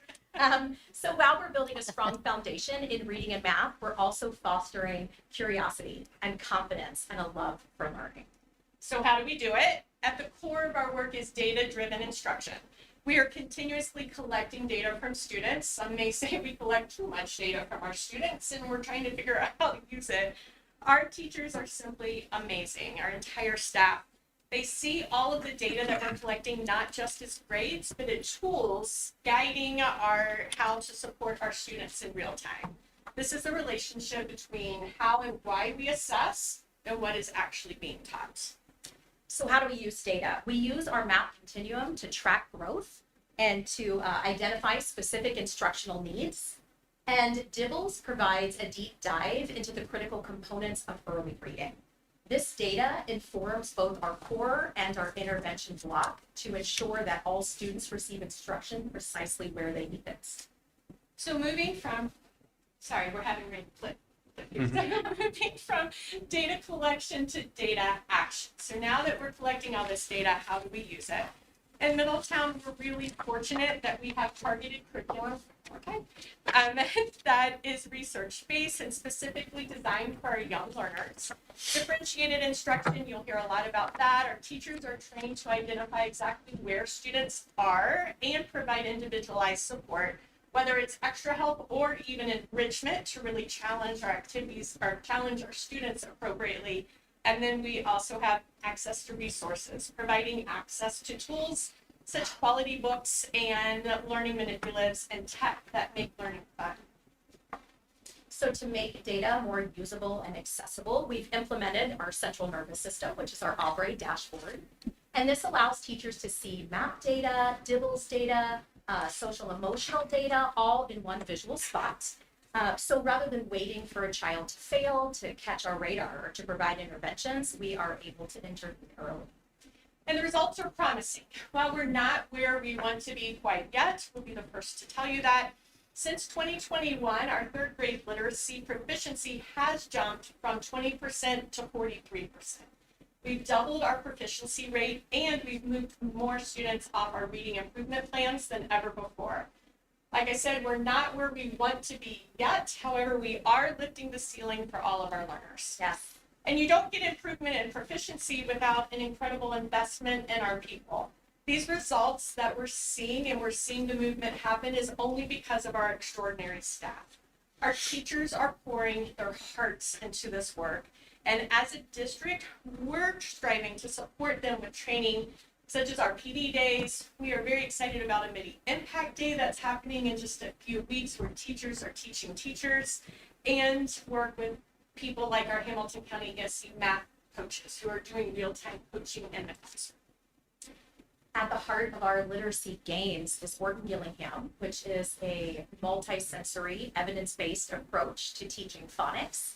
It is systematic, sequential, diagnostic, comprehensive, and we're proud to say that 100% of our kindergarten through third grade teachers, RISs, our tutors, aside from one tutor that was just hired right before break from Rosa Parks, and we're working on that one, are all trained in Orton Gillingham. And even more so, we have at least one teacher from every building. Some buildings have more than one that have worked through the year-long practicum and are now considered Orton Gillingham certified. So they can provide another level of support for their buildings. And this work lends itself to morphology practice with our older learners. This is a huge win for our kids. It means that whether a student is in kindergarten or third grade or transferring across buildings, they are hearing consistent, intentional language and instruction from every teacher. Our staff are not just teaching content, but they're developing expertise in how the brain learns to read through structured, explicit, and systemic instruction. We're now expanding this excellence even into math with programs like Building Thinking Classrooms and our SEL, Social Emotional Growth, through Leader in Me. Our staff are becoming specialists and experts in how children learn. So we recognize that we cannot do this work alone and that student success is co-authored with our families. We begin to engage families at right at kindergarten registration, actually, by providing, we have a couple things here, by providing information and resources that let our families know exactly what kindergarten is going to look like at Middletown City Schools for their child. We also share with them some readiness activities that support learning at home. Throughout the year, our schools hold family engagement nights. We call them PAC nights, parent and community nights, such as literacy nights and STEM nights and science nights. And these actively involve our families in curriculum-based experiences. And then after a long summer, just before the start of school year, that's when we host our kindergarten camp and our Orton Gillingham boot camp, both of which are valuable opportunities to connect with families and parents and to share some of the meaningful work that we've been doing. And at the foundation of our partnerships with our families is, of course, the communication. That we really strive to make sure our communication is clear and consistent with programs like Class Dojo that our teachers in our buildings use. We also have newsletters that go out. There are detailed family letters with assessment data for our families that we send home. And then, of course, parent-teacher conferences twice a year is also a cornerstone of this partnership where we can have those face-to-face conversations. One of the goals that we have is to also keep books in the hands of families and help them build their libraries at home. So as the students are growing, we have lots of opportunities that we're continuously pushing out more literature, such as our OG program has decodables that as the students master a skill, they get to take the decodables home and then build their library at home with books they can actually read. We also are proud of partnering with different buildings and even piloting some programs. We're getting ready to pilot a program with our first graders at Rosa Parks about Just Read. For every student is also going to get a package of books that they can take home to the libraries. You want to pass those? Absolutely. We were going to Take a pass seat. these down. Sure. Take a look at some of Yes. those. So those 4 pillars, the data, the partnership, the PD, and the implementation, they create a system that's designed for a culture of continuous improvement. We measure our success by the growth of our youngest learners, ensuring that they not only meet the standards of those young grades, but they're also on a trajectory to be successful in the older grades also. Think of it as an early learning system as the construction of a skyscraper. So we have data and implementation. Those are blueprints and our sensors really checking to make sure our foundation is strong. Professional development, make sure that our builders, our staff are on site and using the highest quality tools. And then our family partnerships, of course, help keep the site secure. We believe with a strong foundation, our middies can do anything from complex middle school learning to high school graduation to successful careers. So in the early years, I know it plays on click. We are not just building knowledge, but we're building emotional resilience and self-efficacy for others. So with your continued support, we hope to maintain this momentum. And we do want to thank you, Mr. Urso and the board, and of course, Mr. Burchams and Mrs. Hauser for your support with this incredibly important work we're doing with our youngest middies. We're grateful to have you as our partners. And in closing, we want to show a very brief video that just captures the essence of success in the early years.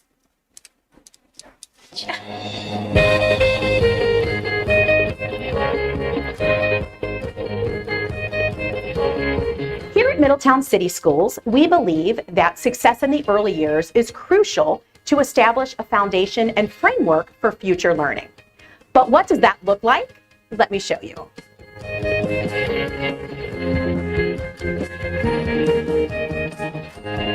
One of the most important things to me is that kids come into school every day excited, ready to learn. It's just incredible when kids are experiencing confidence and joy in learning from an early age. Can you guys point to the first word? Are you going to read it together? Here we go. Mama's mad at Tam Tam. Go to the mat, Tam Tam. Can you show me that in the book? Show me how you know that. I didn't do that. Because the dog is in the box. Yeah, we are really working on foundational skills, but I'm also trying to instill a joy for lifelong learning. Suffix EST means most. Suffix ING. We have wonderful curriculums that are rigorous but also very in-depth to help students bridge the gaps in their learning. And we also have a lot of training based around those foundational skills and how to better serve our students. 500 plus 500 equals 1,000. If they feel success early on, I feel like it helps their confidence that they can go and the world is their oyster and that they can go do anything they set their mind to. I want to be when I grow up as an engineer. I want to be a photographer. I want to be an astronaut. Making sure every student has a strong foundation in literacy and math ensures that they will have success in the future, allowing all students to dream today and rise tomorrow. Hashtag Midi Rising. One of our amazing teachers. She's is in the right front there. row over there. You didn't see her. Right there. It's the first time she's seen the video.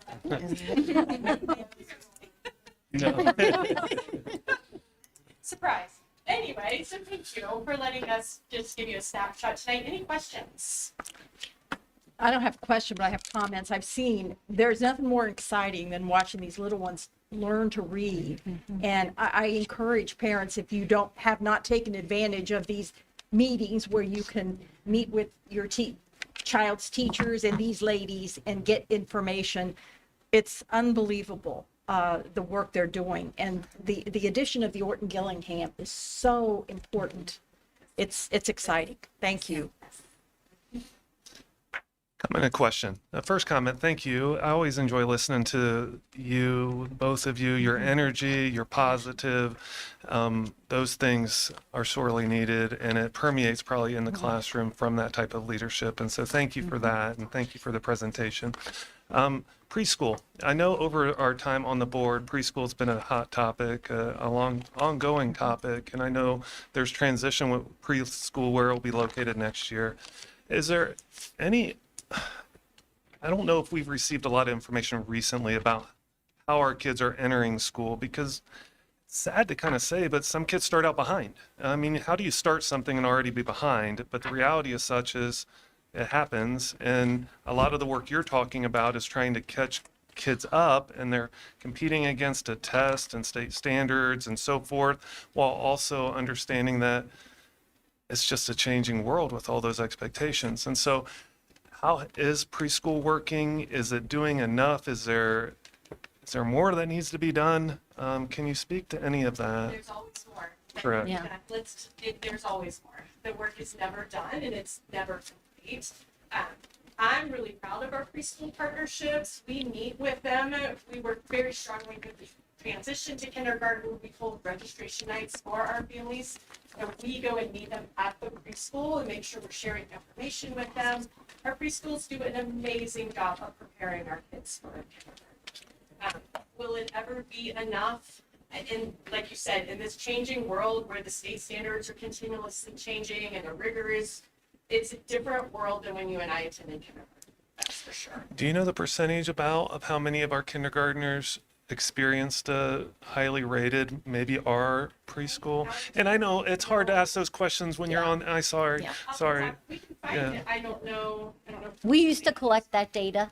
Yeah. So we can, take a Just look was at that. curious in terms of if there's something that shows that, which can be a point of reference for parents to help make that decision too. So, So no, but I can add a little bit. Yeah. I mean, I'm looking right at Miss Aldridge over there, and this brings us back. So if you recall, we have 3 preschools in Rosa Parks right now, and over the years we've worked hard to make sure that the preschool students at Rosa Parks go on to Rosa Parks Kindergarten. And we have seen incredible data and growth with the students that start with us in preschool, stay in the same building, and move forward.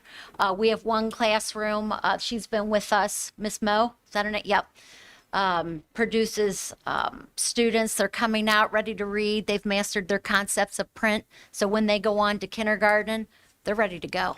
So we have seen the fruits of that, the relationships that we have with the preschools in our buildings. So I have a question. So is it more beneficial that we have the preschools in the buildings because of that connection, they can work together, or is it the same if they're not in the building?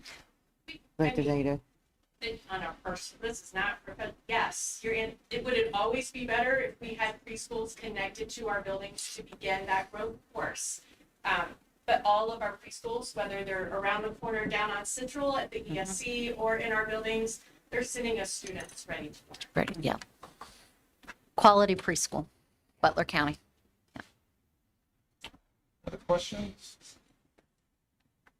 Mrs. Scheibert, at the last DLT, you said that you might be interested in coming to one of the morphology trainings. Oh, I'd love Those to. start this week. So it's every Wednesday and Thursday for the next 5 weeks. Feel Okay. free to attend. Oh, Everyone else is right up I'm, as well. I'm fascinated by Yes. it. There you Yeah. go. Thank you so much, ladies. Yes, and just a reminder, this work has been taking place for 4 years. You know, over the past 4 years, you've heard the different stages where we focused on core instruction, we moved to I&E, you've heard about Orton Gillingham. So, and then you also heard Terry and Tracy talking about the momentum that's been created in the early years. So it's very promising. So hats off, ladies. I don't know where you went, but there we go. Okay, so now we're going to go from the early years, and we have our Middletown High School. It's that time of year again for the program of study to come in front of the board. This is a first read, and what Melissa's going to share with you tonight is the updates, summary of the updates.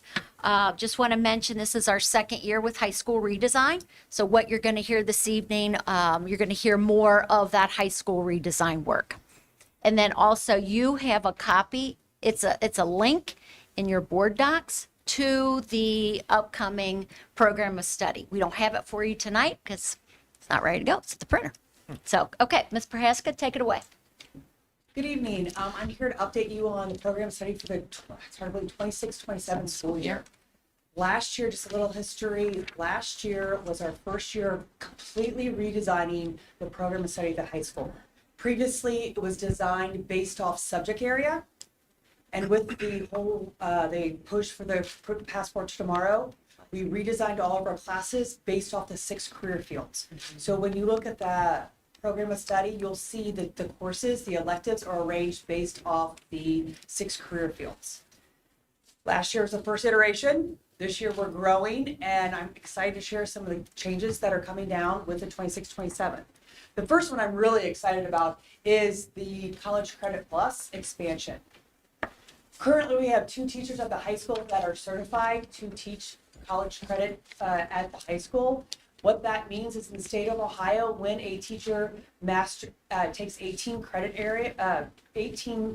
hours focused on a particular credit an area of study, they are allowed to teach college level classes at the high school.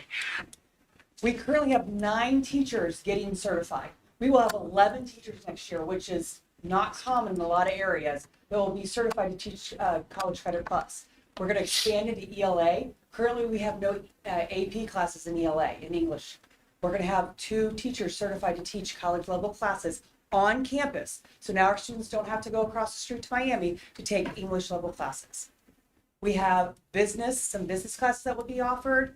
We have some social studies classes in government and American history. And we just signed up 3 more math teachers to take, and we'll have calculus, college credit, we'll have statistics, and pre-calc next year. So those are all going to be offered for our students to stay on campus to get college and expand. So some students don't want to go off campus to take the college credit. Now they can take it within the building. So it's really exciting. It will be our first expansion, and it's going to grow. I just had 2 more teachers, ironically, today going, how can we get certified in college to teach College Credit Plus? So that's an exciting change for next year. Another one that the new administration at the high school, we've been working through this, is the beginning stages. They're offering Mid-EU. They're going to have a freshman academy that's going to allow the freshmen to build a solid foundation as they grow into their high school journey. We're at the beginning stage of the planning, but one of the changes where every freshman will take the Mid-EU class. It will encompass, we currently have them taking the career class. This class will encompass all 6 career fields, along with some Leader in Me work and how to be a great high school student at Middletown High School. So we're really trying to build them at that foundational level so they can grow through their career. Again, the high school team is working through the logistics and all the finer components of that, but we are offering that class to help build that success plan for the students as they grow through. So that's one of the changes for next year. Butler Tech. We have been working with Butler Tech, one of our fabulous partners at Butler Tech, to grow the career fields at the high school. One of the reflections through this whole redesign process is our freshmen and sophomores have so many required classes because that is the big, powerful years of intercourse tests.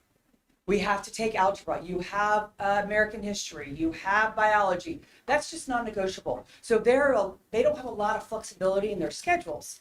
Previously, a lot of our Butler Tech classes have been a year-long class. And it was really hard for some of our freshmen and sophomores to take a year-long class because of all the other requirements. So in their partnership, we are offering some semester courses for our freshmen and sophomores so they can explore hospitality, the wellness, the health fields. And we already had an engineering class. So that's a big change for them. So they can just only commit for a semester instead of committing for a whole year, just opening up their options and opportunities.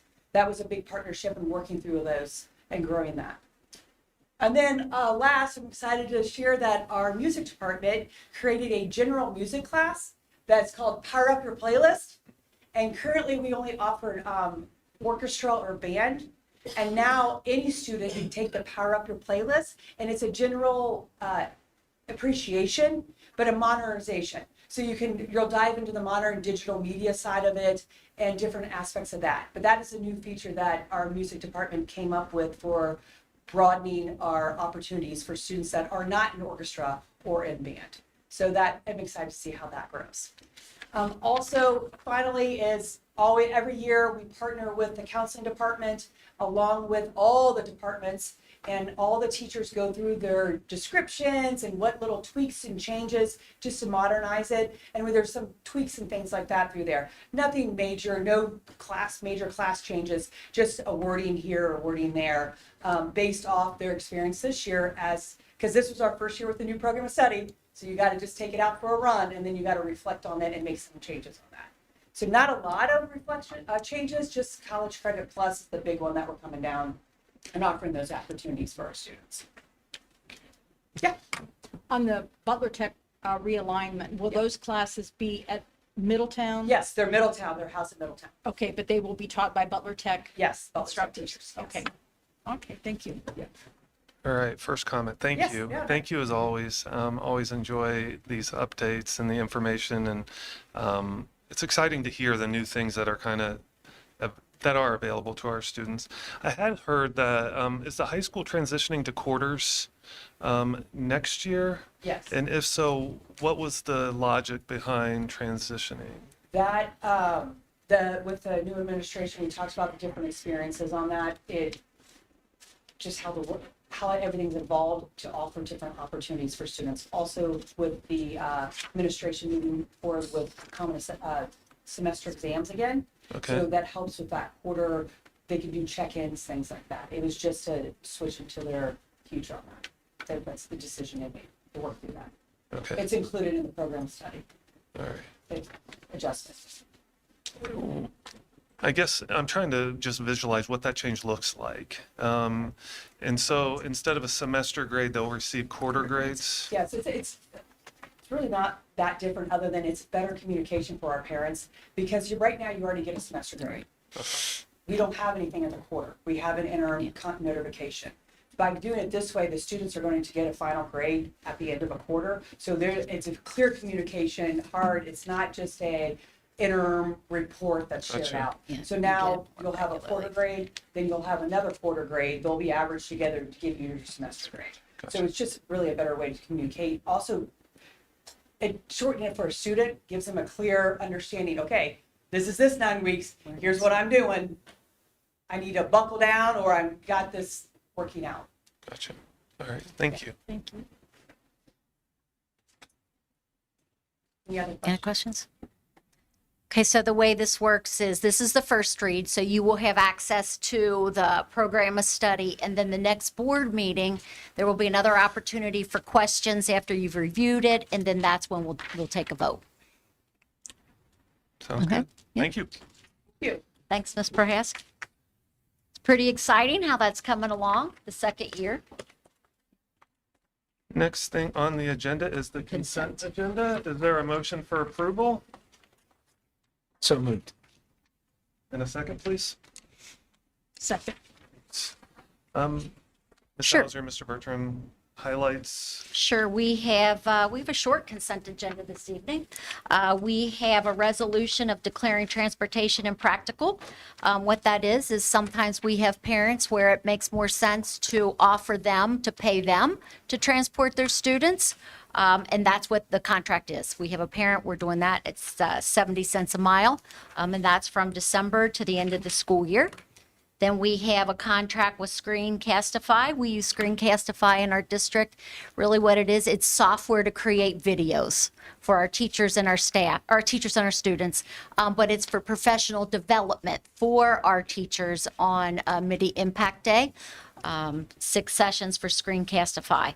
And that's $2,500 for that contract. And then we have our routine personnel agenda where we're hiring and we find our people that are resigning on our personnel agenda. Any questions on that? I believe No? so. Okay. Mr. Bertram. Mrs. Ramsey Hunter, Yes. Mrs. Schreiber, Yes. Dr. Urso, Yes. Mrs. Baker, Yes. and Mr. Moore. Yes. Motion carries. Under curriculum, we have the first read of the Middletown High School Program of Study. Any conversation, any questions in regards to what Ms. Prohaska presented to us a few minutes ago? Over the course of the next few weeks, if they are, then the next meeting we'll have a chance to discuss it again and take a final vote. And also feel free to reach out if you have questions as you're looking at it. Be glad to explain. Perfect. Brings us to committee reports. Ms. Baker, this is an opportunity if there's, because we Not had yet. we We didn't any. have any district committees, no, but I would like to say the district leadership team, the meeting's on January 22nd. So that's coming up 8:30 to 10:30. Perfect. And Yep. so in the future, Ms. Baker, that's a chance if and when DLT meets, that you'll have a chance to report back to the group and share what other insights. Okay. Or, go ahead. I'll be reaching out to the policy committee to get something set up for that. Thank you. Board of Education reports. Again, Ms. Baker, you get the lead. It's the chance if there's anything that you attended, anything on your mind, it's your microphone. You can share what you would like. I If have there is nothing. nothing, there is nothing. Yeah. No comments. Anything to report? Mr. Moore, you good? No comments. Anything tonight, Ms. Ramsey Hubbard? No. Nothing. I'll just say two quick things. First off, look forward to working with each of you over the course of the next year. Just want to be careful too that we don't call out division and also be a cause of it. That it's important that we work together well. I look forward to working with each of you. But yeah, understanding that I have blind spots, we all have blind spots. But not to call out something and then also be the cause of it too. And so that's all for tonight for me. Wait, okay. All right, it's that time in my career where I'm going to read a letter. And dear Superintendent and members of the Board of Education, after thoughtful consideration, I'm submitting this letter to formally resign from my position as Treasurer CFO of Middletown City Schools, effective no later than July 31st, 2026. I began my service with Middletown City Schools on August 1st, 2014, and these past 12 years have been the most meaningful and rewarding of my 26 career in school finance. It has been an honor to serve this district and to work alongside dedicated professionals who care very deeply about our students, fiscal responsibilities, and long-term health of the community. The challenges and opportunities of this role have been both demanding and fulfilling. I'm proud of the progress the district has made during this time. As the board looks ahead in selecting the district's next treasurer CFO, I respectfully encourage you to prioritize experiences and depth of knowledge in this critical role. The landscape of school finance in Ohio continues to evolve, and the laws currently being considered and approved at the state level are poised to have significant and lasting impacts on how public education is funded. Navigating these changes effectively will require more than familiarity with current funding formulas. It'll demand a deep understanding of how Ohio schools' funding system has evolved over the past several decades and how past policy decisions continue to influence district finances today. I recognize that attracting a highly experienced treasurer CFO may come at a cost greater than my retire-rehire compensation.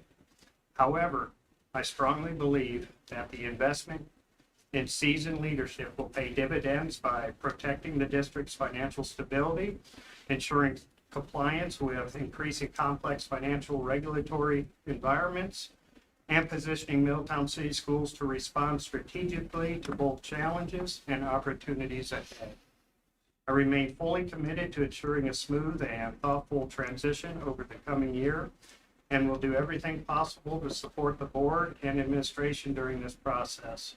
I'm confident that Middletown City Schools will continue to move forward with strength, integrity, and steadfast commitment to its students. Thank you for the opportunity to serve Middletown City Schools during this chapter of my career. I appreciate the experience of working within the district and contributing to its financial stewardship and long-term planning. Middletown City Schools will always be an important part of my professional journey, and I'm grateful for the experiences and responsibilities entrusted to me during my time here. Sincerely, Pete. It's a copy that it, Randy? Wow, I'm not quite sure what to say. Well, Randy, I know you're one of the best, if you're not the best, right? So, I mean, you said that quite well. You have to let that sink in for a little bit. I'd like to say, Julie, welcome to the Board of Education. We're glad you're here. It's definitely an important role. Lots to learn, with you being a Middletown resident, you're a parent of Middletown graduates. You had one of your daughter taught here, your son-in-law worked for the city. So your voice is going to be welcomed on the Board of Education. You have a filter that some people do not. So we welcome you to the board. And also just reach out. If you have any questions, just reach out. You can reach out to any one of the board members, myself, Randy, because there's lots to learn. It seems like, a lot of times a lot of things are technical, but really there are reasons why that we do certain things, the votes, the compliance pieces. So lots to learn, but welcome aboard. We're glad you're here. And Randy, I'm going to save my comments after I process all of that. So, yeah, that's all I have. Thank you. Same thing. I know there are words that need to be said, Mr. Bertram. 12 years of your career here. I'm out of those words tonight. I've used them all up. And so I don't want to say the wrong ones or not fully capture everything that you deserve. So I'll just say thank you right now. And over the coming months, excited to still work with you. And then I'll hopefully have more words and we'll have our time to kind of process that. To pay honor and tribute to the work that you've done for Middletown. There's nothing else. Is there a motion for adjournment? So moved. A second? Come on now. Tara, get the second. Second. Thank you. You guys want to stay longer? No. All in favor of adjournment, say aye. Aye. All opposed, same sign. There is one document that we all need to sign. And so before you leave, make sure you take a chance to sign.